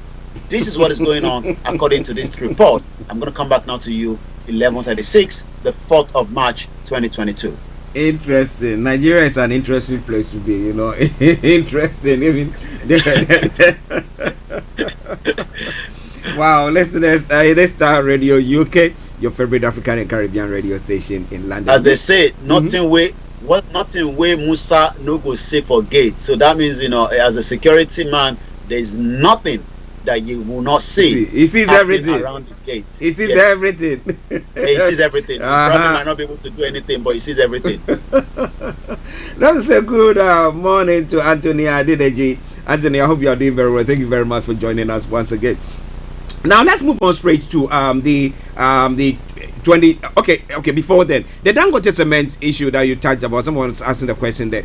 Do you reckon that? Are you saying that the prices outside the country is cheaper than in Nigeria? Yes. Is that what you're saying? Yes, that's it. Yes. So if you're a Nigerian living in Gambia, you will be buying the Dangote cement at a very cheap price as compared to somebody where the resources, the materials, the production happen in Nigeria at a very, very high price. So yes, that is exactly what I said. Now, I think that I'm thinking that maybe the retailers are the ones who have increased the price to that amount. I mean, so there are lots of people that it has to go through before it gets to the consumer, and that's what. Well, before it gets to the retailer, the price itself, it's already been mopped up. So it is not just about the retailer; it's all about a system that again favor the monopoly that is being played out there, because it's not just Dangote cement that we have, but he's been able to play the monopoly game. Just as it's been done here, we saw Rupert Murdoch at some point wanted to take over all the media here in UK until it was breaking. We saw that at even some of the internet services, they were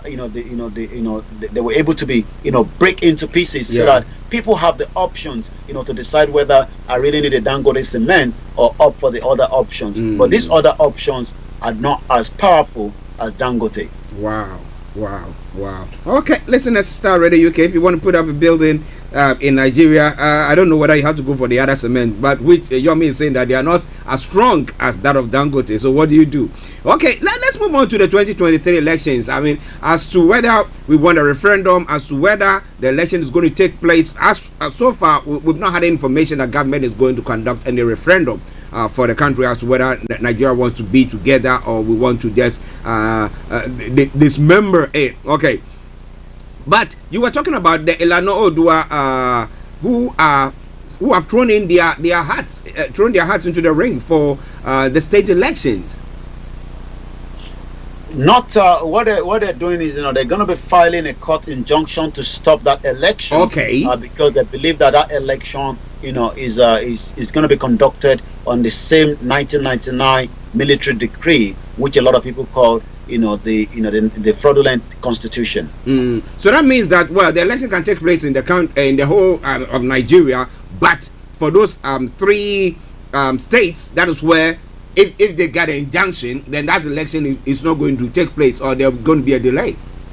Let's again elaborate. And like I said, not all the states have the election simultaneously during the 2023 or during the election in Nigeria. The reason for that is, it has become, where a governor was there and they had to go to the court, and eventually, they were to pull out. So that means that's the reason why we don't have simultaneous of all the 36 states together. Okay. So the one that we are discussing is just one out of those as well. Ekiti and Osun State will be having an election by the end of this year.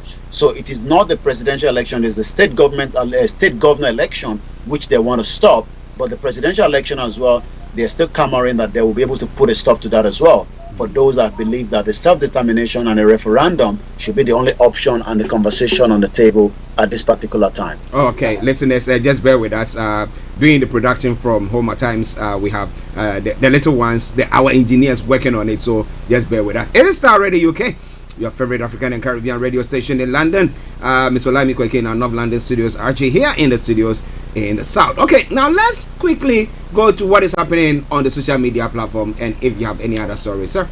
The social media has become a tool for millions of Nigerians to express their frustration in Nigeria. So this morning it's all about the strike, the ASU strike, the petrol and all that. So let's quickly touch on 1 or 2, 3 of them. According to the senior advocate of Biafra, why didn't governor's wife first met with ASU, who have done tours for weeks now, and find a way of resolving the ASU strike before going outside Nigeria to look for agency interested in investing in Nigeria education? Anyway, all their children are schooling abroad. And again, Chidoke, PhD nuclear engineer. The story of Nigeria, the same Adamu supported ASU strike during Jonathan's presidency and even asked other sectors of the economy to join the strike. He is on the hot seat today. According to FS Yusuf, Minister of Education couldn't hold a meeting with National Association of Nigerian Students. Shameful. I learned he was asked why his kids school abroad, why students in Nigeria are sitting at home due to ASU strike. As a result, he got upset and walked out of the meeting. Very mad. Let's take one more. According to Comrade K, why is this framed this way? Why is it not Nigeria sent humanitarian aid to Afghanistan amid U.S. confiscation of Afghan funds? Why is a country whose lecturers are on strike to reverse the progressive defunding of tertiary education even donating money to anyone? So you can see that more Nigerians are still very angry that Buhari has donated $1 million to Afghanistan. So this last one is coming from Adewale Adetono at I Slim Faith. Continuous suffering inflicted on the masses as a result of fuel scarcity and the epileptic electricity plus the ASU strike. Meanwhile, Buhari is in the United Kingdom to chill, and his wives of Nigerian governors flew to Dubai to present birthday cake to Aisha. It is really well with Nigeria, and I can only say it is not well with Nigerians, because Nigerians are the one facing the blunt. And this is how we're going to bring it down to a closure. I'm going to come back now to you in the studio. It's 11:43 a.m.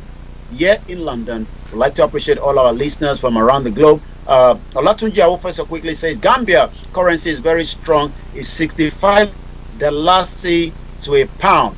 Also, according to our David says Yoruba Nation now, and we also have Mrs. Bemileke say Nigerian media with their 419 news. Thank you very much to Star Radio UK and Koiki Media. I'll come back now to you in the studio. Yes, listeners, we want to say thank you to Mr. Olayomi Koiki. But I'm asking the question: the opulence that our leaders display. I mean, look at the president's wife, and look at all this. I don't get it. Flying all the way from Nigeria to go and present the cake to her there. Interesting. We live as if we are living in Kuwait or United Arab Emirates or Saudi, where they got all the excess money and they can do whatever. But our people are suffering. Is it now time for a revolution to take place? I'm not talking about the military people to come in with their guns. No. But the citizens rising up and say, we won't take it any longer. Okay, everybody has to account for whatever they are doing, and if you are not doing what you have been voted into power to do, we want you out. Not waiting for another 4 years or 5 years, where by the time they would have squandered and wasted and destroyed everything. My goodness. Well, let your comments come through, and I promise you, we're going to be reading that. Yummy, before you go. Well, the weekend start from Star Radio UK. We have all the news, all the music, all the gospel. All you need to do is log into Star Radio UK so that your weekend begins from today. I'll be back again on Monday for more updates, but make sure you continue to follow us on all the social media handles. I say, who dare say, have a very good morning. Bye for now. Bye, Yomi. Thank you very much. Have a lovely weekend. Okay, listeners, that was Mr. Olayomi Koiki bringing you updates from Nigeria. And it is now gone 11:45. My apologies, I was going to say 10:45. But what do you think about what I've said so far? Interesting, because at times I get angry. When you listen to all these stories and the fact that people are struggling, people are crying, and we live lives as if we live in a community where we are billionaires or millionaires and we don't care a thing about life and we just get on with it. But hey, people have voted for you and you are supposed to be, to be judicious when it comes to the usage of public funds. But people are wasting it left, right, center, doing whatever. Making sure that they are able to, siphon lots of the state's funds into their pockets. Checks and balances.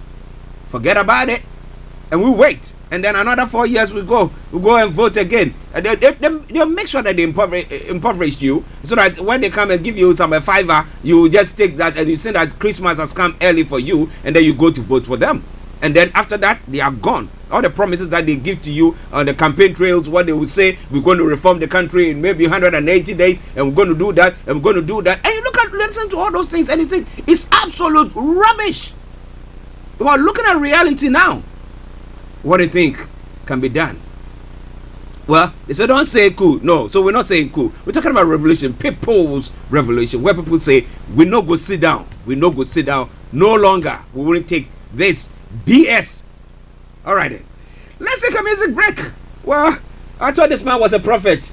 He could have been a prophet, Raskimono, because what he said at the time came to pass. And it's happening now. Enjoy this song from Raskimono, Under Pressure, and I'll be with you. Stay tuned, don't you go away.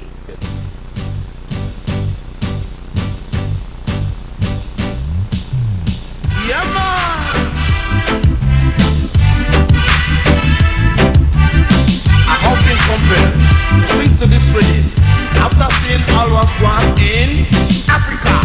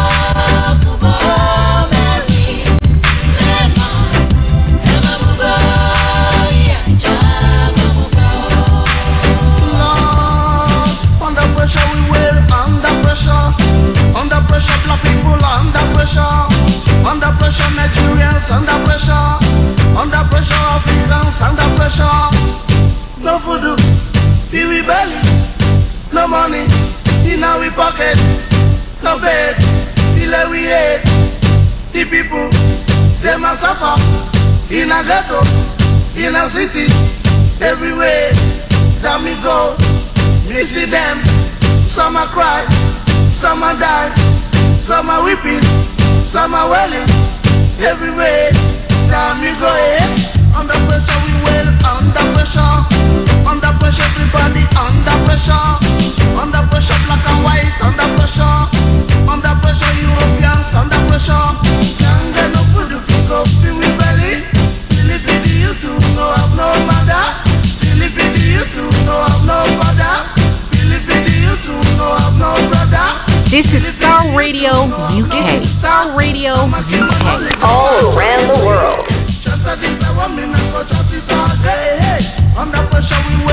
Well, Starr Radio UK, your favorite African and Caribbean radio station in London. Bringing the time now to 10 minutes to the top of the hour. It is a Friday edition of the morning show. Have I touched your nerve this morning? Well, I think others have touched your nerve more than I've done.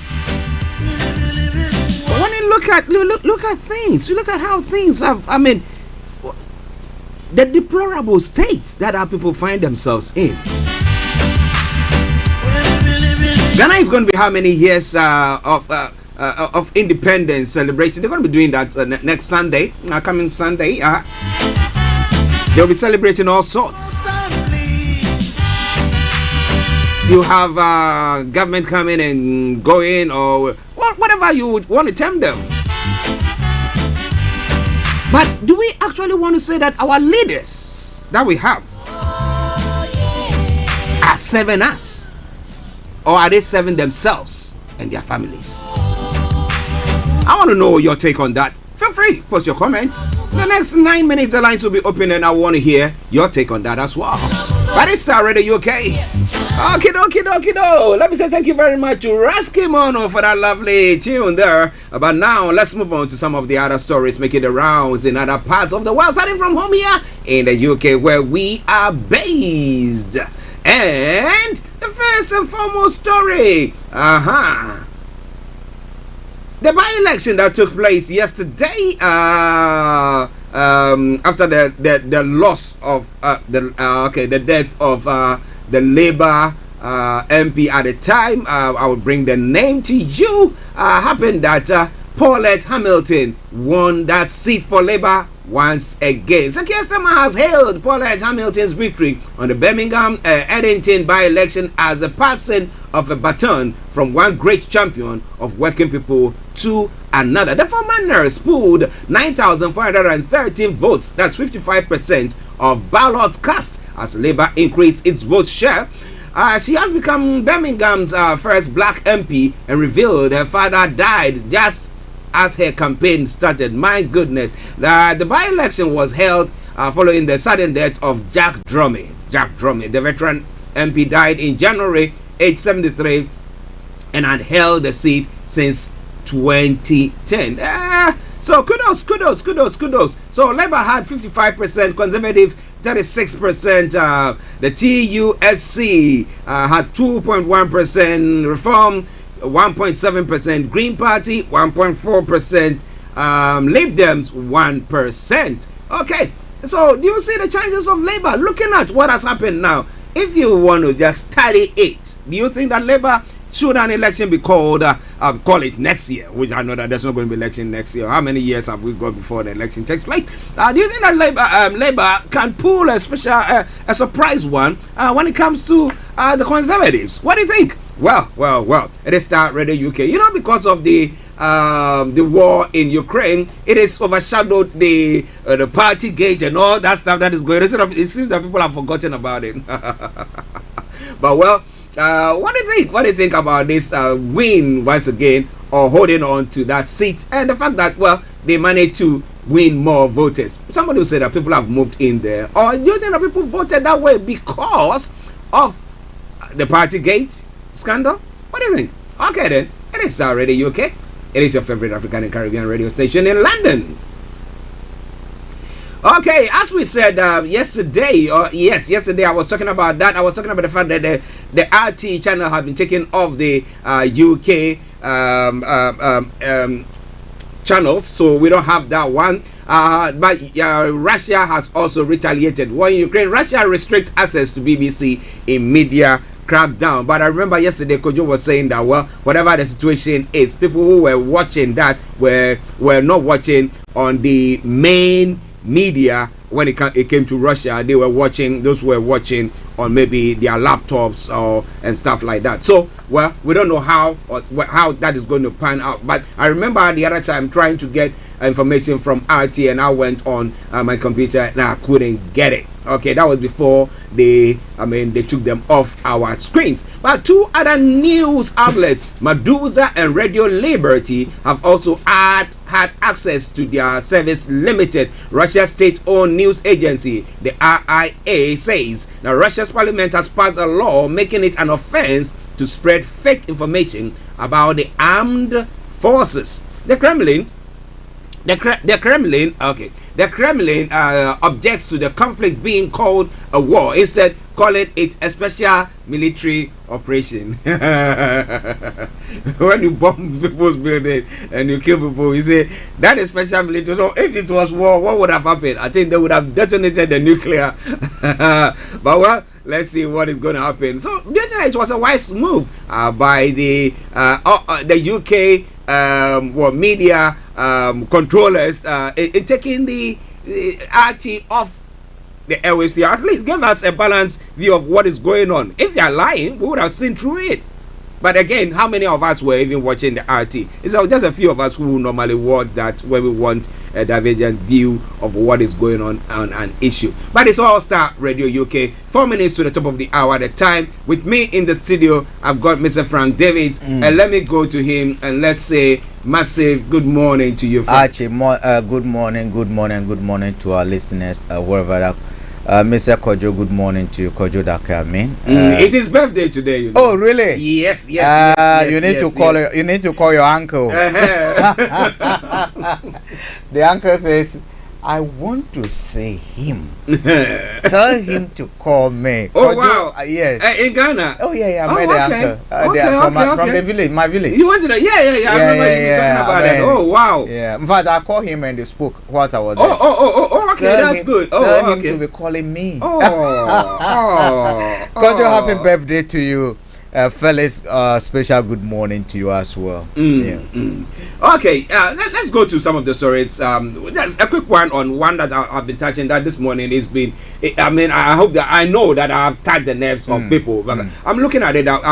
With what is happening in Ghana, what is happening in Nigeria, and everything, and we see the various coup that has been happening in West Africa. We are not in support of that at all. We're not saying that they should topple a democracy that way. Okay, however, you look at democracy and you're looking at the fact that people come in promising heaven and angels. They come in, they're not, even if you're not going to be able to give me that, at least let me stay where I am. But you see that they plummet the state funds and everything, skew everything in their favor, and they leave. And another batch will come and do the same thing. I'm asking that, do you think that it's about time where people rise up saying we are fed up with this? Actually, thank you for the question. You see, we play with words and politicians play with words. We need to be able to see through whatever they are saying. If you take Ghana for instance, the constitution gives us the right as citizens to rise up in defending the constitution. Now, it did not say that in defense of the constitution you should use water, you should use sugar. No specifications there. There's no specification there. Now again, it says that constitution is the fundamental and the first law of the land, for which all must be equal. It doesn't matter whether you are executive or not. He also did not say that certain aspect of the constitution must be disrespected and nothing should be done to defend it. It says that the whole of the constitution must be defended. And in many jurisdictions, that is what you find.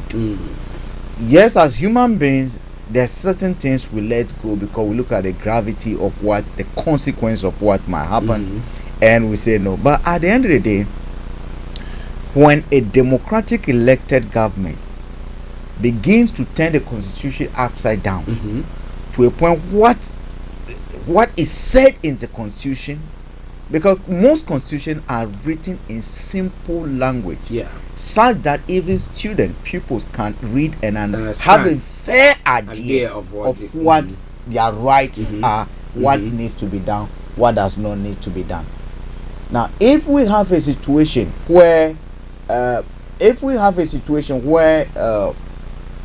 people are turning the laws of the constitution or they are turning the constitution upside down, you sitting idle, I think you're not doing your justice. So yes, coup might not be justified, but sometimes, look, you are pushed or people are pushed to take arms if that's the only way they can get the government out of power. Because if there's so much abuse of what they call a power, I mean, you are not respecting the constitution, you are throwing the laws everywhere, you do not respect the rights and things that are said in the constitution.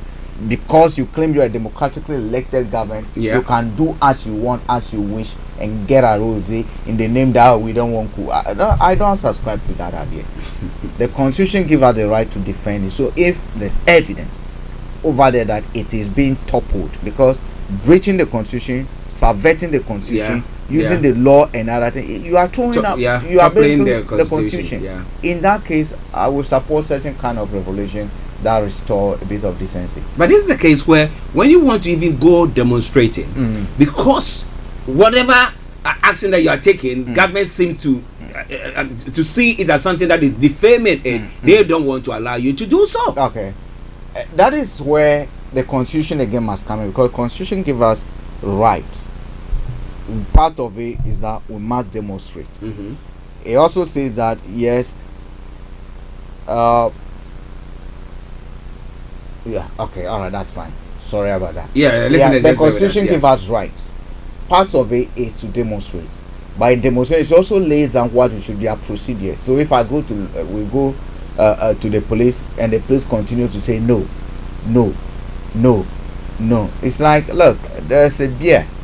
You are shaking a British experimental resource. A British Empire experimental resource. Just like the way they are shaking it too. They're shaking it, it wants to come out, you are closing it. What will happen? One day it will best. The bottle will just go, Katusha, and we're gone. So, to some extent, it is the people themselves who are in power that pushes people to the war, because if people get frustrated, what do they do? You have to vent out. And that is it. You can't continue to trap gas for too long. It gets to a point. It will find a way to get out.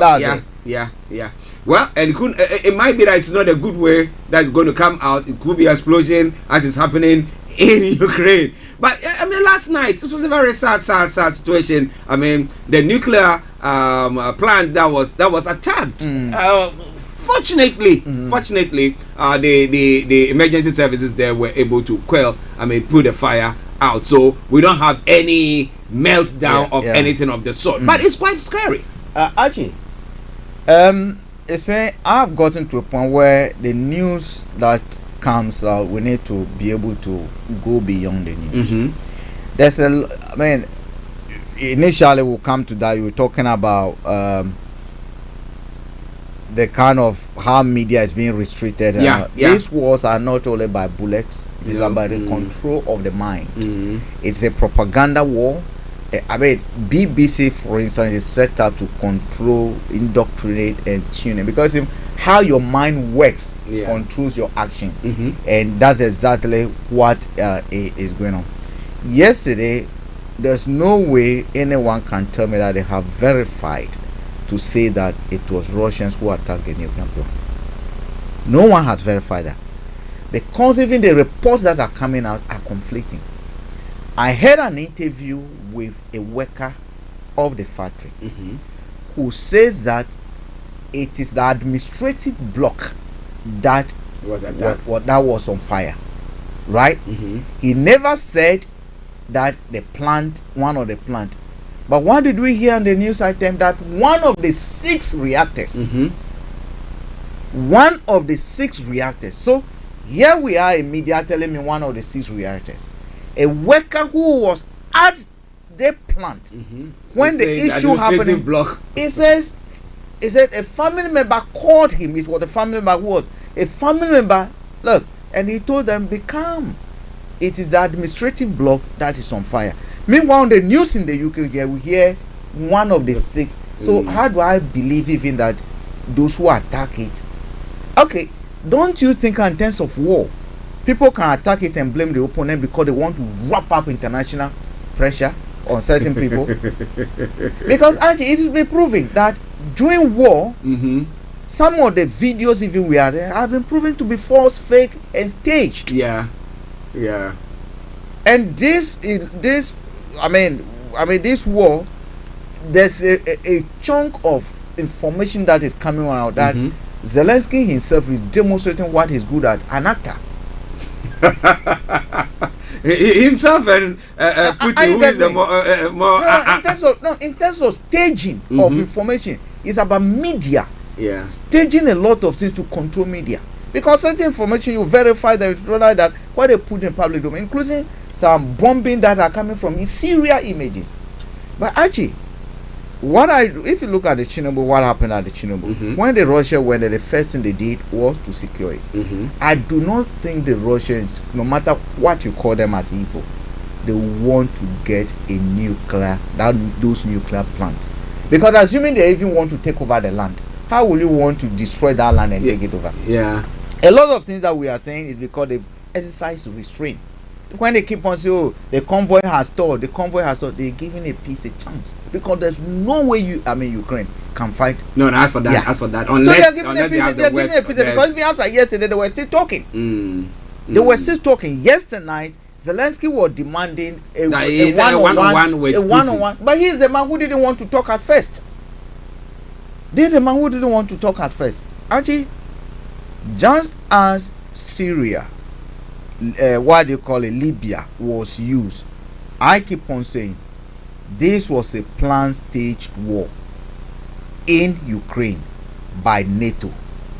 It's as simple as that. Okay, is it a planned staged war in Ukraine by NATO? Well, we'll be looking into it more, but now we've got our Kojo there. But before I bring Kojo on, let me open the lines. The lines are open if you want to call in 0208 133 2257 or 5802 08 133 2257 or 58. If you happen to be in the US, Canada, the Caribbean area, it is very, very simple. 001 718 303 2737 001 718 303 2737. You can text or WhatsApp us as well. It's 0753-966-1744, 0753-966-1744. Our Twitter handle is Starr Radio UK, and email address is info@starradiouk.com. But let me say, Kojo, good afternoon to you and a happy birthday to you. Sure, good afternoon to you and Frank. I think Frank said I should call him. I've just called him. He said your uncle says call him back in Ghana. To connect the line. I need to give you his number. Then. I'm sorry, I'll give you his number. Yeah. He's the last leg standing. Yeah, I'll give you his number. Yeah. Everybody else is gone. He's the last one standing. Yeah, a very lovely man. Wow. Yeah. He used to be in the Navy. Oh, I see. Yeah, he used to be in the Navy. He's a seaman. He was a seaman. Yeah, okay. Wow. Hope you're having a nice day, though. You call him the last leg. But hope you're having a nice day. Yeah, I'm just resting.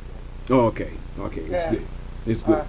I've shut my work computer down to get everything out of my brain. Yes, that's the way. And don't turn on the TV as well, because you have a lot of Ukraine. No, whether we like it or not, we'll still have Ukraine. We'll still have Russia. Okay. Right. Yeah. Well, if you have a quick one to say about what we've discussed so far, then we can move on to other stories. Well, I'm just going to follow on from what Frank said. I don't think the BBC reported that the nuclear plant has been attacked. The BBs were clear. ITV were clear that it was an administrative block. And the workers have LBC were reporting. No, that's a different media. So because you linked the BBC to it previously, that's why I wanted to make it clear. The BBC never reported that the plant has been attacked. BBC actually said it was the administrative block. And the workers have actually been allowed in by the Russian soldiers, although the Russian soldiers have seized the plant, but they've been allowed in to continue working to supply electricity to the country. Which is good. So that's why I won't fault BBC. On the other hand, the Russian have restricted access to BBC in a media crackdown. So, I mean, like we established yesterday, even the two private radio stations that were TV stations that were broadcasting were shut down. I mean, so if you're talking about plurality of media, where we can have multiple sources, I mean, it's the Western countries do their best in doing that, but we know China and Russia, I mean, they don't do that. They just feed one information to the people. So how are you able to make your own judgment?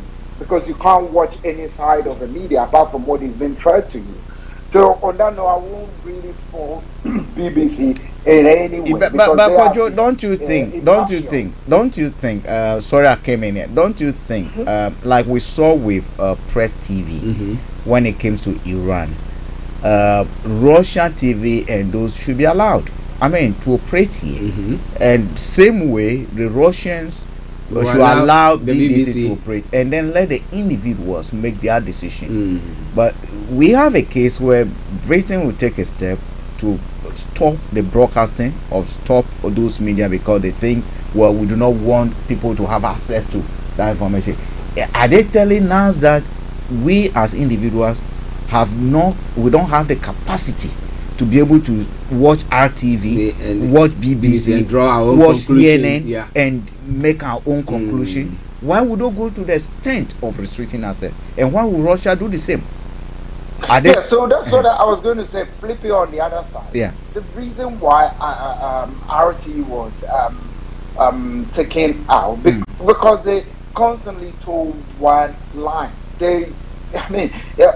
It was the EU who took it out first, but UK wasn't really ready to take it out because they wanted Ofcom to make that decision. But EU government decided to take it out. But Kojo, why though? Why would they take it out? Is it because they say it? Because from my experience, I think I'll be telling Archie that I had an Algerian who basically lived with me. I mean, spent some time with me. Kojo, this guy has spent 18 years of his life in Russia. He's an IT consultant. When we came, we were sitting in the living room and we're watching BBC. And unfortunately for me, there was a news item about Russia being talked about. He turned to me and said, Frank, is that what you people are fed? And you see what? He walked out and said, Frank, if this is what they are telling you about Russia, I've lived there, I live in Moscow, I live there. These are 100% false. He never ever watched TV again until he left the UK. Are you getting me? This is an Algerian, an African brother. And that was his assessment of what we are being fed. Because as we speak now, we even do not have. Look, if we're talking about this plant, if you go on BBC News website now, they say what? Russia forces, global cry. If you go to say Russia forces have seized the largest nuclear plant in Europe, Ukraine authorities say it comes hours after fire broke out at the plant. You know, a plant. 99% of us will understand it to be what? The nuclear plant. Well, I think people should not just be reading the headline. They should read the entire news. And that's the entire news in the same plant.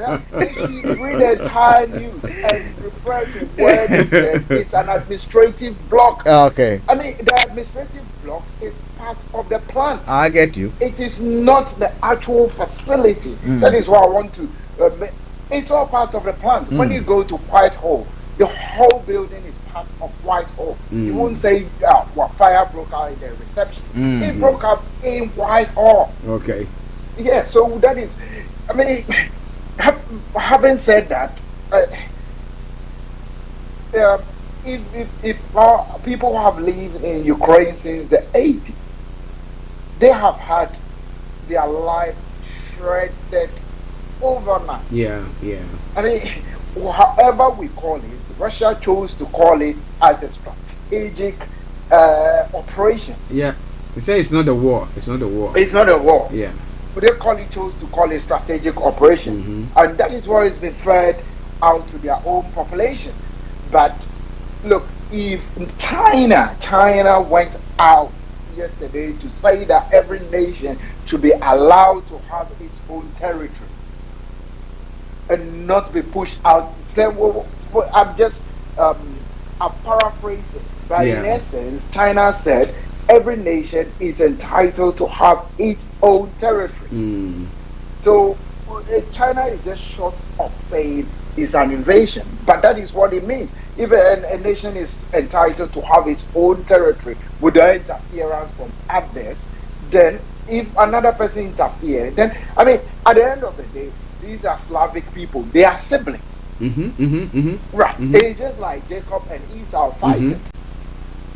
They are siblings. They all have the same name.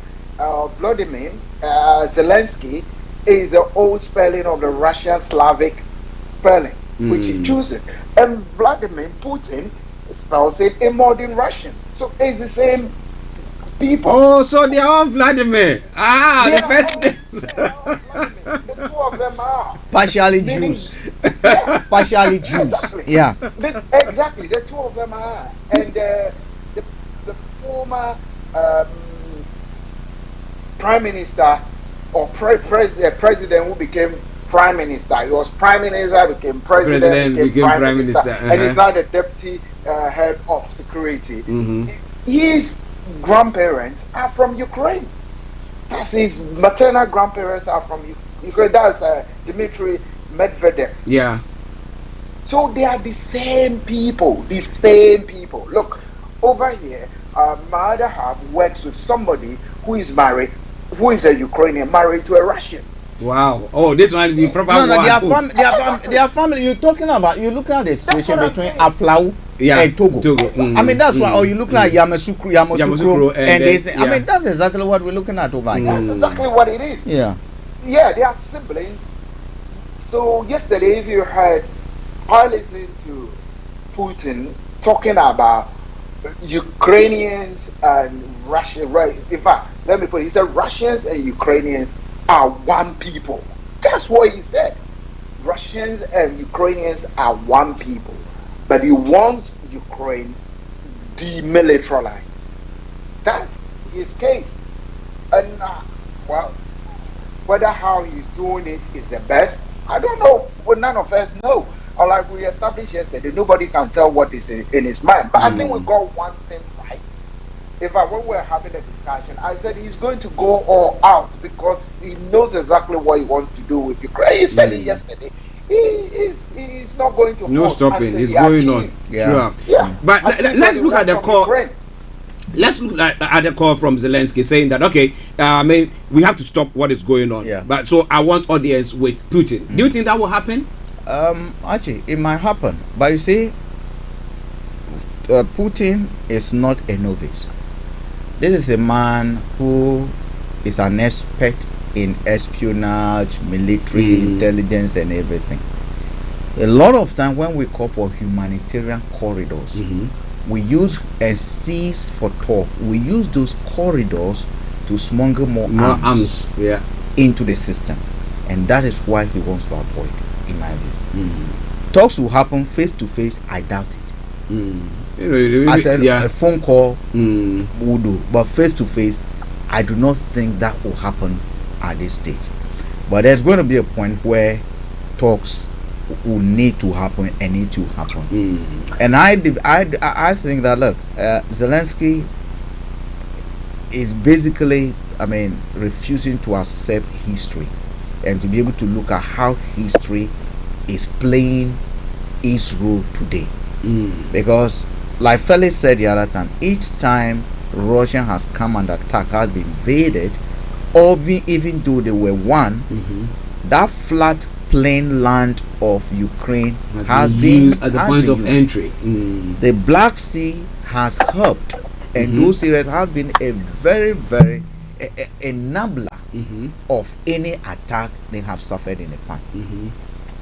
Why you would want to put yourself, when the agreement was that that area remains like a buffer zone between NATO and Russia, especially when NATO said no to Russia application to admit it or to join it, then you had to, and I don't blame him. He was, it's just like you go to see a lady. It's a comedian word become. He was played, and that is why if you listen to what he's saying, there was a news conference that he addressed, and you can see visibly from his eyes that he felt almost like crying, and he feels he was let down. He said he called all the 26 countries. No one was ready to help, but these are the people who encouraged him on. Now they think they are helping by bringing in more arms. What is going to happen? The infrastructure has been destroyed. A lot of factories are gone because that is an industrial hub. They produce a lot of it. It means that even anything happens today, and let's say there's peace, to bring back the supply chain, those jobs and all those things, it's not going to be the same. It's going to take years. What is going to happen to the youth? They have arms, so we're going to see crime rates go up. So actually, for me, I don't endorse what Russia is doing, but I think Zelensky played. He's a novice in politics. That's what I would say.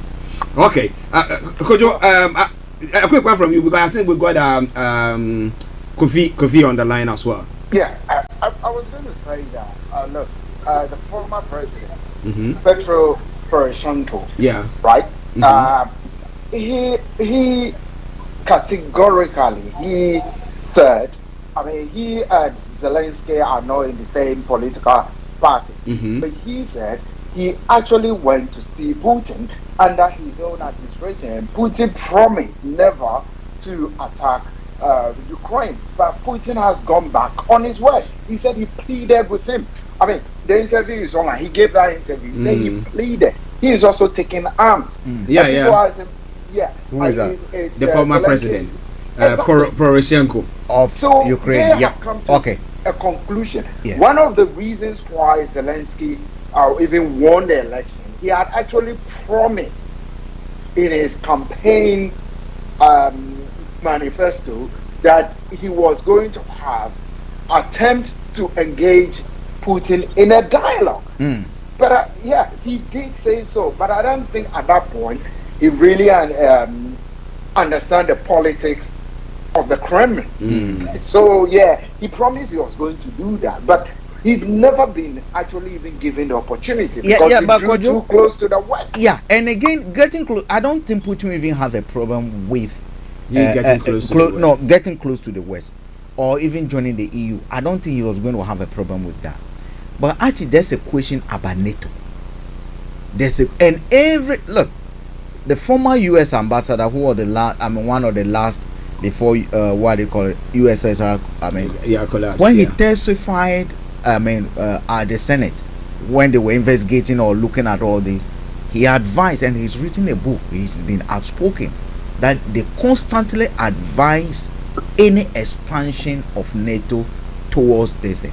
And besides, when you're doing that, there were two things that you needed to do. One, either you needed to absorb Russia into that mix, or you needed to have crafted another security architecture to absorb all Europeans into it. Because now Putin feels like anything that you're doing it as because of Russia. Because he's your enemy. And actually, there's always a saying that the best way to defend is to do what? Attack. So he's attacking. Okay, let's go to Mr. Kofi Ali Abdul-Yakin. Kofi, good afternoon to you. Good afternoon. How are you too? Yeah, doing very well, thank you. Frank, it's a long time. How are you? We're doing great. Oh, good.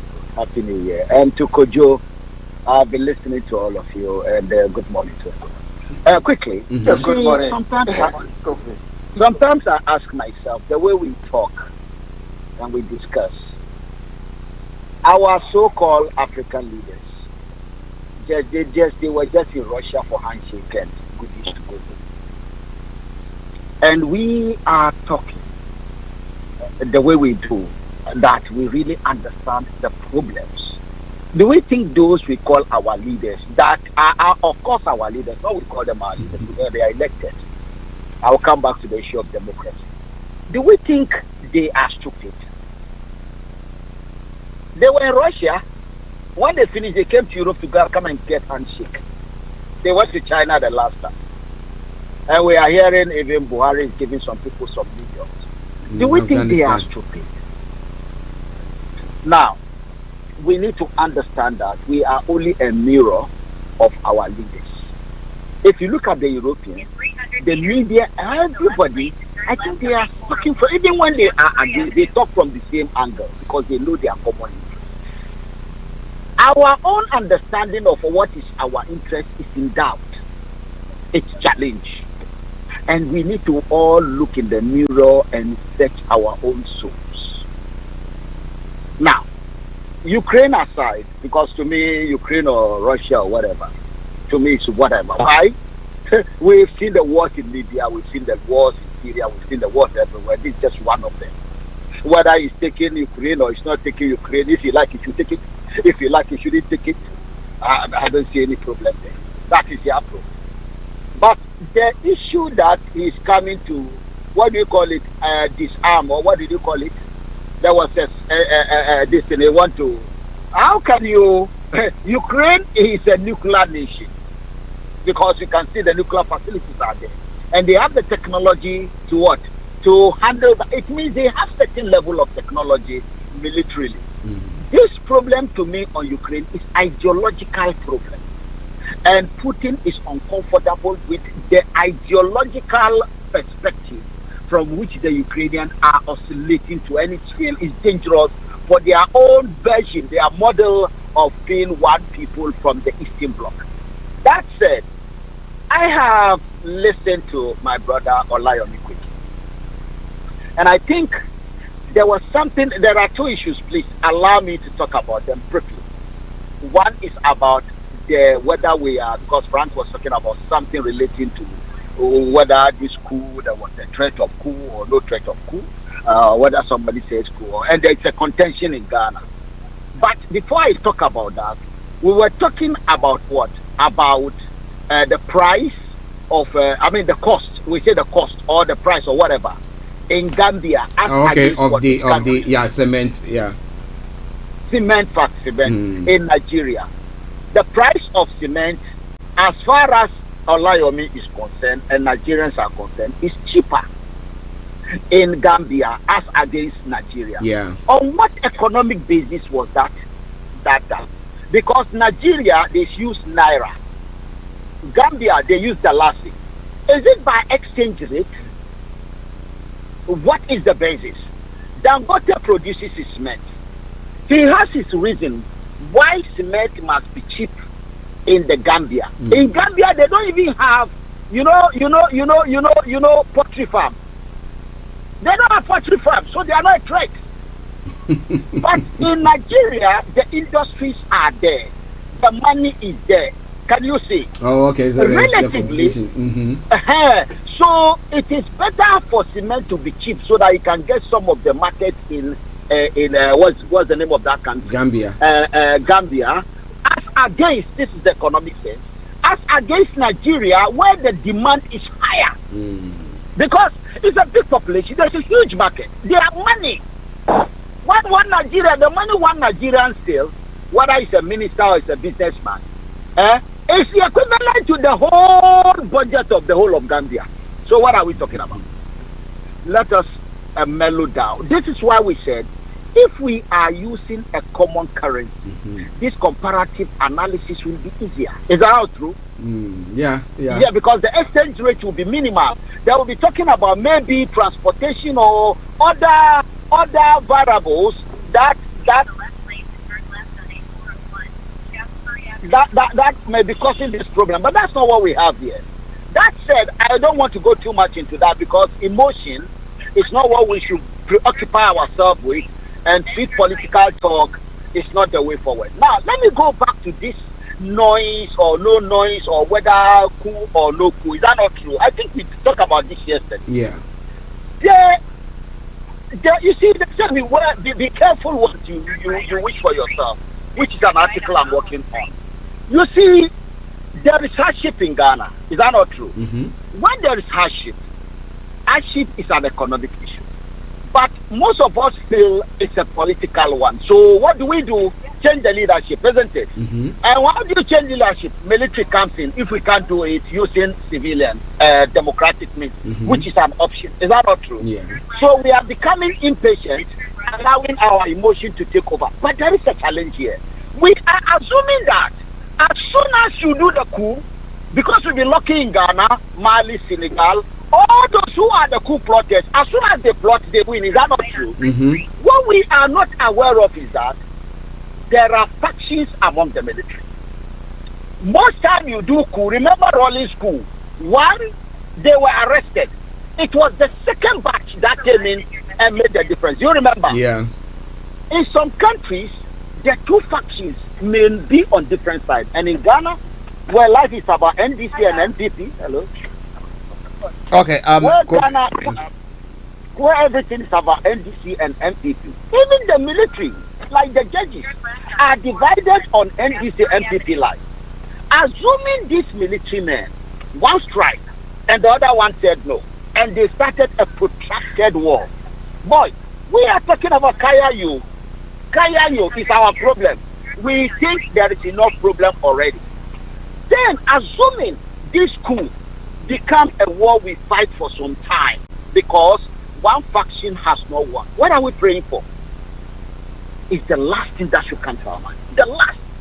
Talk less of a law professor because it's a lecturer who is coming into politics and saying that it's even a probability because that's what he said. He didn't say it should happen.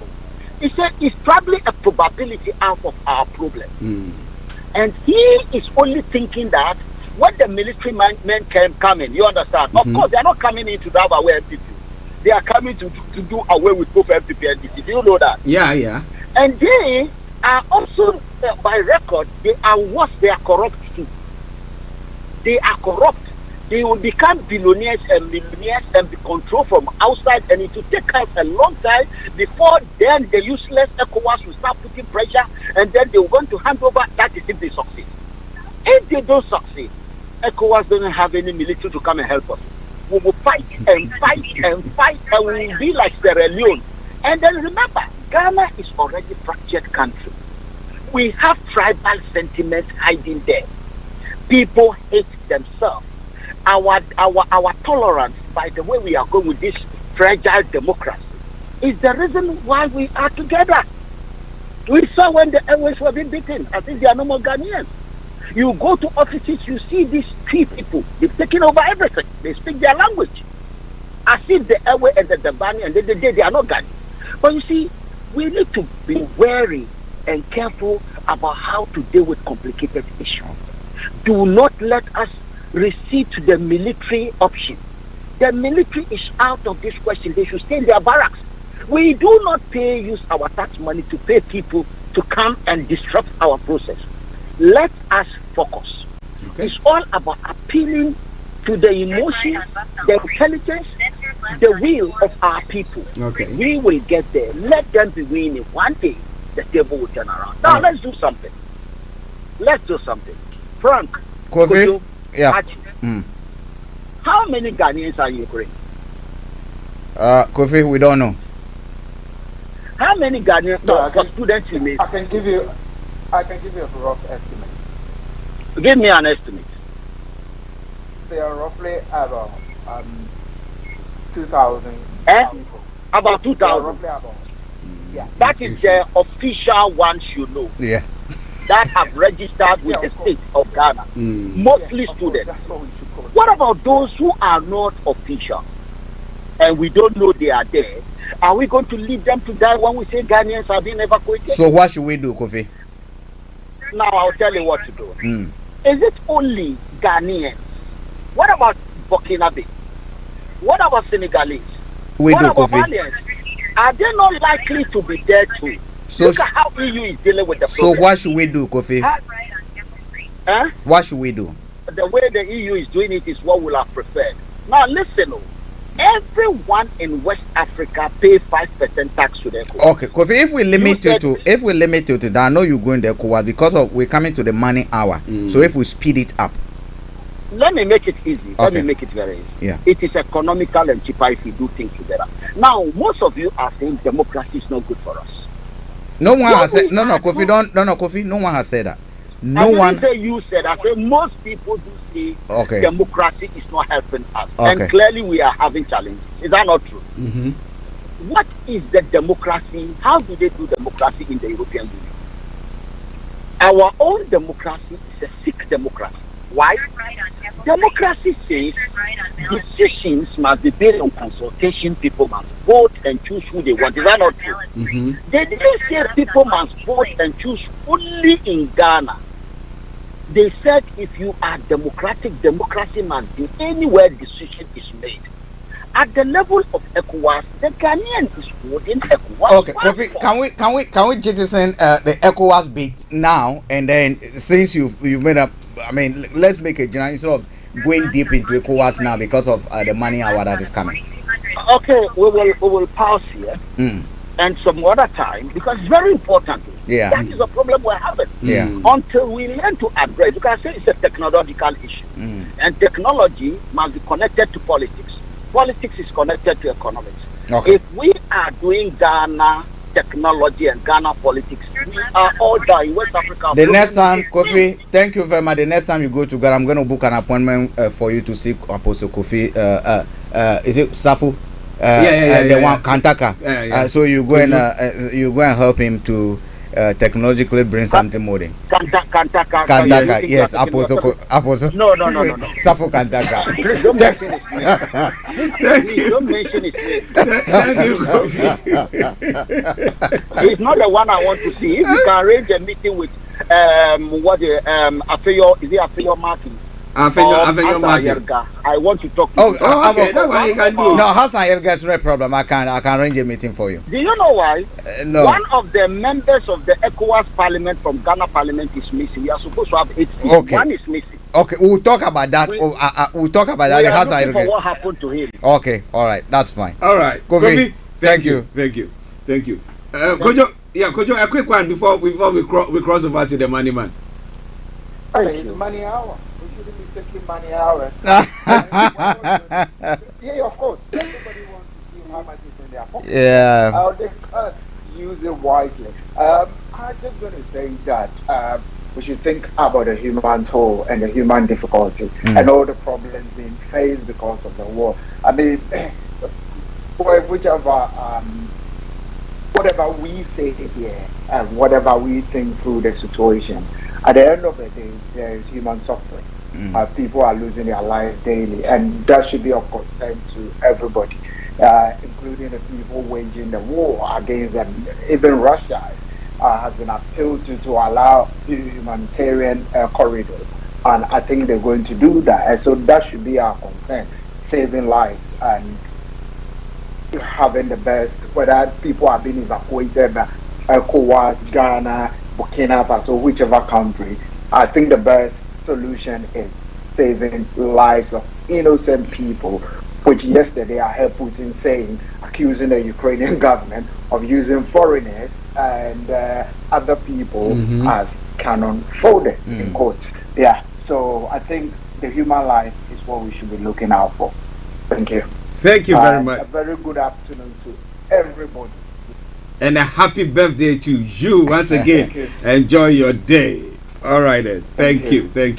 Yeah, Frank, a quick one before we cross. Actually, two interesting things. Nigerians are to pay $1,000. Yeah, you didn't hear that one. And I wonder how many of them will actually end up fighting when they arrive there. Yeah, they'll get there, they'll cross to Poland. And I think yeah, they are gone. A lot of them will have to pay. I mean, if I were them, my brothers pay. But actually, on the war, what do you call it? Kofi Ali was saying something which I think we should focus our minds on. And I think we need to educate our brothers and sisters as well. If anything at all, the war has taught us one thing, that it is good that authorities know where we are, wherever we travel to. So Africans, wherever we travel to, UK, wherever, do not assume that nothing will happen. It's good we let authorities know where we are. But the authorities today must make this accessible to everybody. It should not be the case that I should travel from Bradford, I should travel from Somerset, I should travel all the way to London to just come and register that I am here. They can digitally say we want to know where everybody is. Simple database, because it is very, very important. It will help in planning. As we see in Ukraine, Kofi asked a question. Kojo answered about 2,000, but we know that's a matter of fact. Students who went there, their visa have expired. They never went back. A Nigerian doctor was a lady who provided shelter. She said she's cool. She went to Nigeria to work, but she came back. She's running a restaurant. A medical doctor.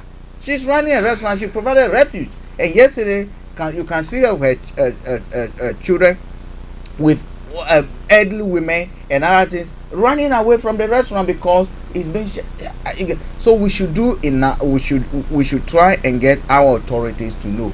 But again, giving you my details doesn't mean you should be bombarding me with political messages. That is one thing people should know. A by-election where yesterday, Archie, we never hear of arms, we never hear of catalysis. If I show you pictures of what is happening even at MPP, polling stations election, people have been butchered like pigs. Good afternoon. Well, listeners, interesting times. But let me say thank you very much to all the crew. But now we're crossing over straight to the Money Man, the Money Hour, and we are looking at household budgets. It's been quite. It's going to be quite tough. Sometime this week, I think I had.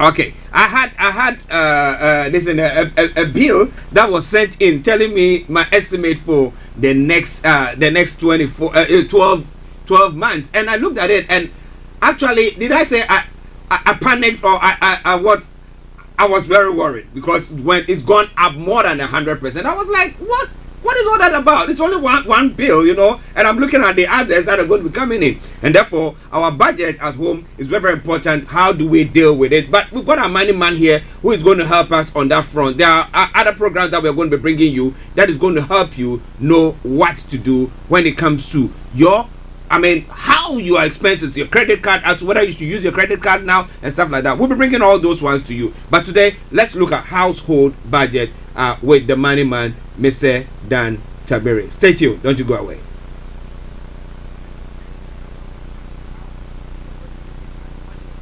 An effective household budget. So upon all that, how do I even manage that? We have our Money Man. And let me say good afternoon to you, Mr. Dan Tabiri. Good afternoon to you, Archie. How are you, sir? To be coming away again this afternoon. Yes, we are glad to have you as well. Okay, so let's move on swiftly, because we know we've already chopped some of your time, but don't you worry. Today, you said we're having a look at our household budgets. That's correct, yes. Okay. We have been looking over the past weeks to try and save ourselves some money. So we've been looking at some money saving tips.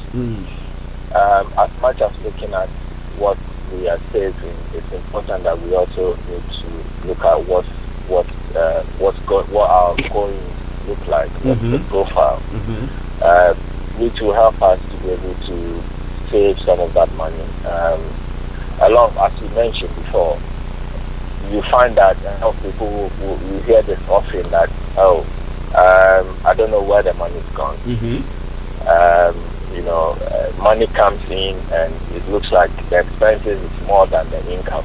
Yeah. Well, if you find yourself in this situation, then definitely this is very relevant to you. You need to start doing some budgeting. Okay.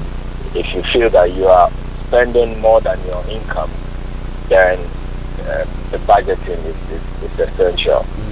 So this is what we want to be looking at today, hopefully, in the next 15 minutes that we've got. Okay, sir. Over to you, sir. Okay.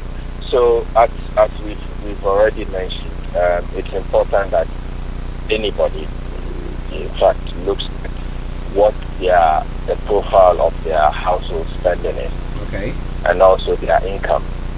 So we all know we have to do it, but sometimes we find it really difficult putting that into practice. It then becomes clearer when you put them on paper and you start to look at things. So for starters, what you would need to do is to look at what has already happened. So look at your past expenditure. Past expenditure, okay. Yeah, say for example, the last 3 months. Take your bank statement and go through it and analyze it. See what you've actually spent. Okay. So if you write down your main bills that you've got, for example, if you've got mortgage payments or you've got rent that you're paying, utilities, telephone, council tax, and what have you, groceries. So anything that you pay for, list them out. Do the last 3 months analysis so that you can have an idea the average amount of spend in your household for each month. Okay. After you've done that, you need to also do the same for your income.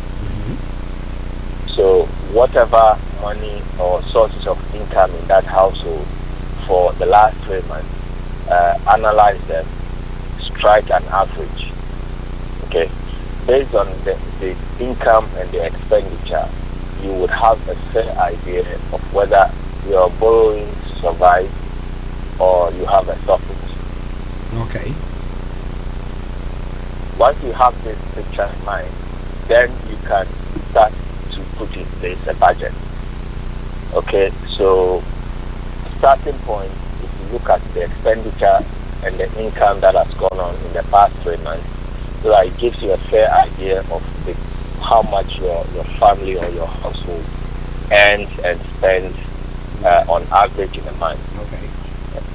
Yeah. So the budget will start with let's start with first of all the income. You look at the average income. So for example, if your average income for the year, if you're on a salary, you know what your net take-home pay is. Yeah. There's no point looking at gross because the tax will be deducted before the money is given in. Yeah.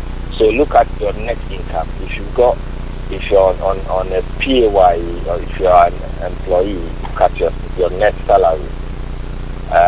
If you are self-employed, then you'll be looking at how much you're able to take out of your business. If you have other sources of income, for example, if you have maybe a property that you are renting, that you are earning income from, then you need to, also add that income. So all sorts of income for the month in that household needs to be taken into account. Okay. Yeah. If there are more than 2 people or more than one person earning income in that household, you have to collate all these incomes. Because it's better looking at the household income than individual budget. So you have an idea what your monthly income is, and then the expenses would be a lot more difficult. Again, you've looked at the last 3 months expenditure and then struck an average, so you know for every item that you spend in your house, you know how much you would need to spend each month. Okay. So if, for example, your your gas bill is, let's say, £60 a month, then you will now need to start. Obviously, it's £60. That is how much you have available to spend. If you go over £60, you know that you can't afford it. So then you know that you have to restrict yourself within £60 a month or lower. So just to interject there, how do you do that then?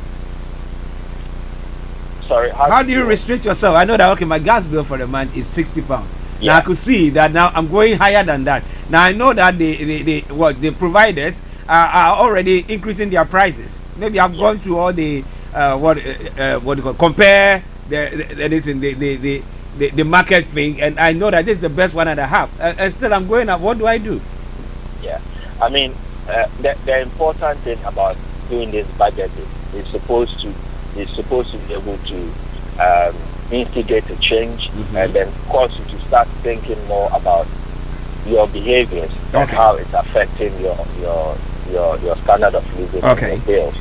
Okay, so once you realize that you have a budget of £60, now you would have to start thinking of ways to reduce that bill. So, for example, if you were leaving your heating on for longer, you might want to start looking at, maybe I can cut down on when I switch time that I switch my heating on. Perhaps I'm doing my washing at peak hours. I'd have to look at different times. Maybe I've got economy 7, so maybe instead of washing during the day, I'll wash during the night. Yeah, little things like that is what is going to drive your cost down. But without putting something down on paper, doing a budget, it will be difficult for you to quantify the changes, the effect of the changes that you are making on your bills. Yes, so that's why this is very important. This is very critical. All right, so go on, sir. Yeah, so you have a budget for each of your expenses: telephone, gas, council tax, rent. There are some that are in the fixed cost. They are outside of your control. You cannot, there's not enough room for you to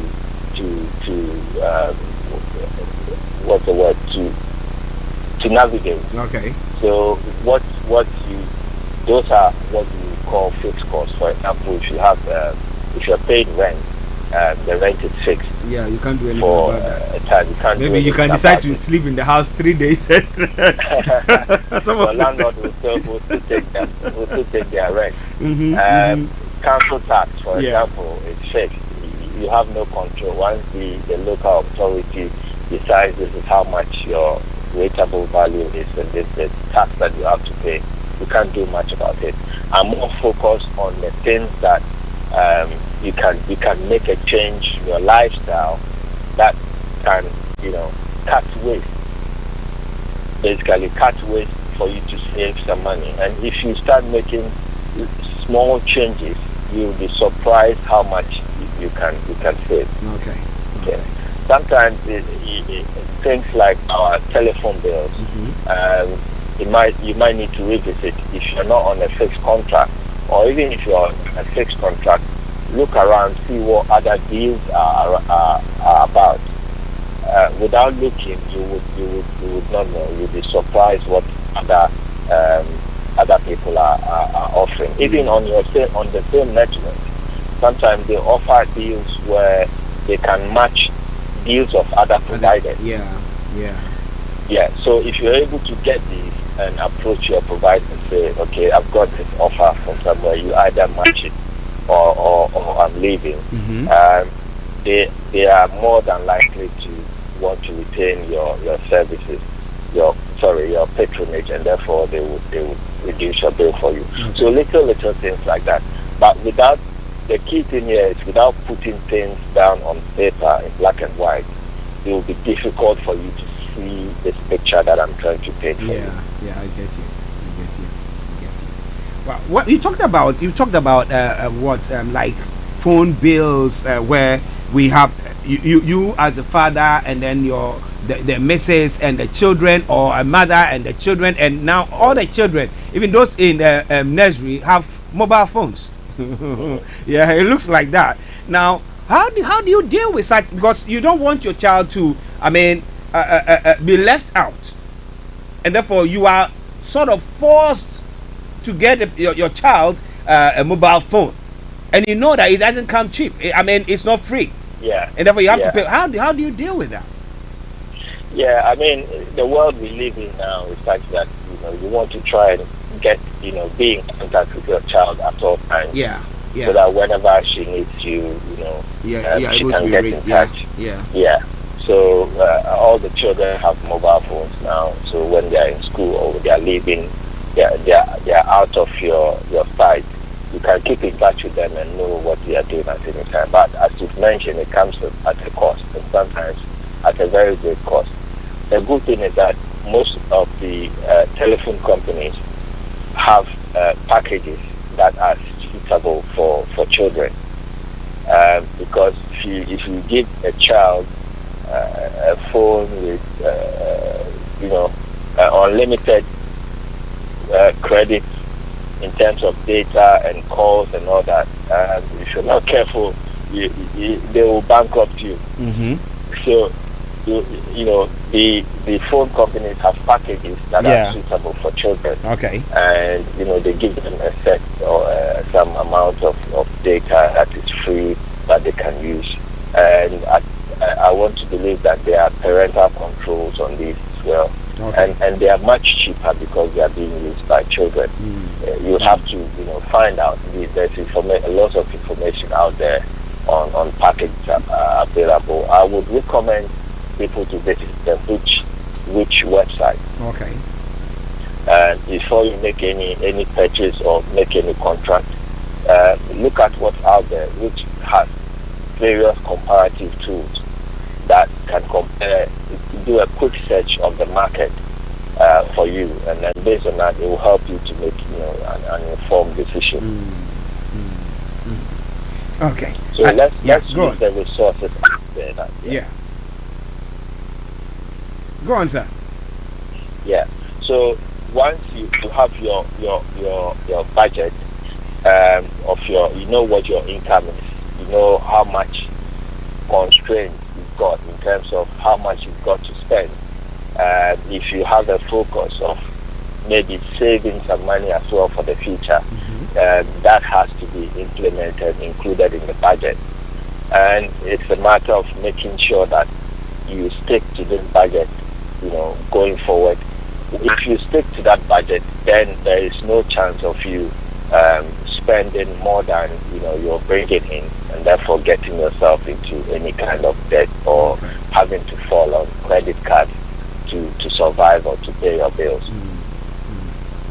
But what would you say about people who find themselves already in this hole? They find themselves in this hole, like you're saying, you don't want to be using credit cards, and that's rather whilst in the hole, try to dig deeper. You're going deeper and deeper and deeper. What we know a few of them who at times go to these loan sharks to go get some loan because they will need to fix something ASAP, and then and it ends up very bad for them. What would you say about that? Well, at all costs, if possible, they would have to avoid high cost debt. Anytime if you have to borrow money, always think about the implications of how much is that loan costing you. Yeah. If you definitely need to borrow that money to sort something out that you cannot do without, then you'd have to look at what options you've got in terms of borrowing that is cheaper. Because once you lay yourself into that debt, it will be difficult to come out. And then you need to know exactly how you're going to be able to pay for that. So it's not enough just taking on the debt, but you have to plan for how you're going to make a repayment of it. Because if you don't, then it becomes a problem for you. Because longer the debt stays with you, remember, the more expensive it will become in terms of the interest cost and charges on top. Wow. So if you can, being debt free is the best way to go. We looked a few weeks back at the cost of borrowing. Yeah. We looked at credit cards and we compared it with other forms of borrowing like overdraft and things like that. Yeah. If your credit is good and you can get a good overdraft, then by all means go for that rather than a credit card. Okay. So you recommend that a good overdraft will be better than going for a credit card or going to loan sharks? The interest on overdrafts are quite low compared to credit cards. Okay. Mr. Debris, I know that your time is up, but if you can run up, please. Yeah, so I know that doing a budget is not very easy for the layman. If you require any help to start constructing a household budget for yourself, I'm very happy to help you. You can reach me on my telephone number 079-6124-8834, 079-6124-8834, and my email address is dan@GIL-accountancy-services, dan@GIL-accountancy-services.com. Mr. Debris, thank you very much. But I hope that next week, I think we will have to, because there are a few questions that people want to be asking. We'll try to collate all of them, and then God willing, next week when we meet, I think we'll try to bring it your way for you to see if you can address, because some of them are asking now if they know that for sure. The income does not match the expenditure in any way. So virtually they are ground negative. And next week we'll be asking him from accountant's point of view.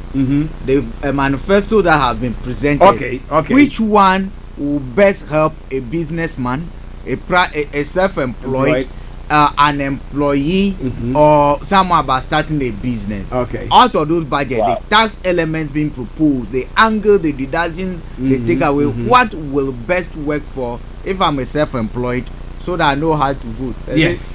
Okay, so listeners, we want to say thank you very much once again for joining us. This is where we bring the program to a close. But remember, this weekend, a few programs there for you. We're going to be having a live church broadcast. This evening, we're going to be having an Efiasa work or two. And then, Sunday, exactly like 5 o'clock, KB Bossman will be coming your way with a faith talk. And he's going to be having some guests because it's Ghana's how many years of independence celebration? Well, how far has the country gone? Is the rumor of coup and everything that is going on, is it the right path for us? And people are going to say that, look, how has democracy actually worked for us? Well, checks and balances. Is it working at all? The opulence of our leaders.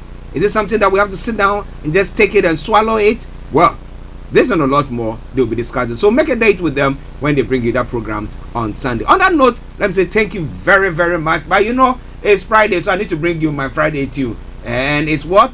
Fix the country. See you all on Monday, God willing. But keep safe. Those of you in Ukraine and all those areas, please keep safe. And wherever you are, enjoy your weekend. And see you all on Monday. It's me, Archie, Mr. Frank Davids, and all the team saying, have a wonderful weekend. Bye-bye for now.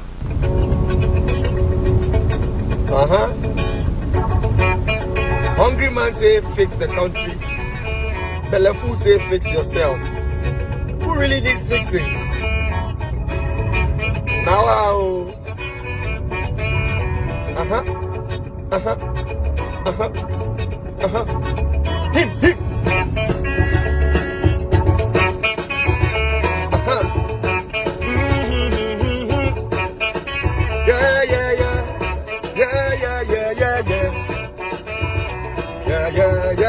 Yeah.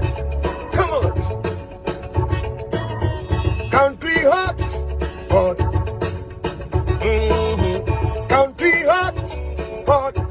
Plenty no get what to eat. Even picking they feel the heat. So we all they pray for change. Gala. Country hot. Country tough.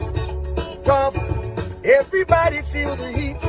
Even picking they feel the heat. So we all they pray for change. We say fix the country. They say fix yourself. We say fix the country. They say fix yourself. Yeah. Tell me who and you and me be the country. Fix yourself. I agree. We say fix the country. They say fix yourself. Yeah. They say fix the country. They say fix yourself. No. Tell me who, tell me me, tell me you be the country. Fix yourself. I agree. Water plenty, mumu be thirsty. Water plenty, mumu be thirsty. We get to go to plenty cocoa, but we still they borrow they go to get a job. It be whom you know. We live like crabs in a barrel. Shayo, rupa beshi and look. Hey, we say fix the country. They say fix yourself. Yeah. They say fix the country. We say no. Hey, tell me who, tell me me, tell me you be the country. Fix yourself. I said now you did.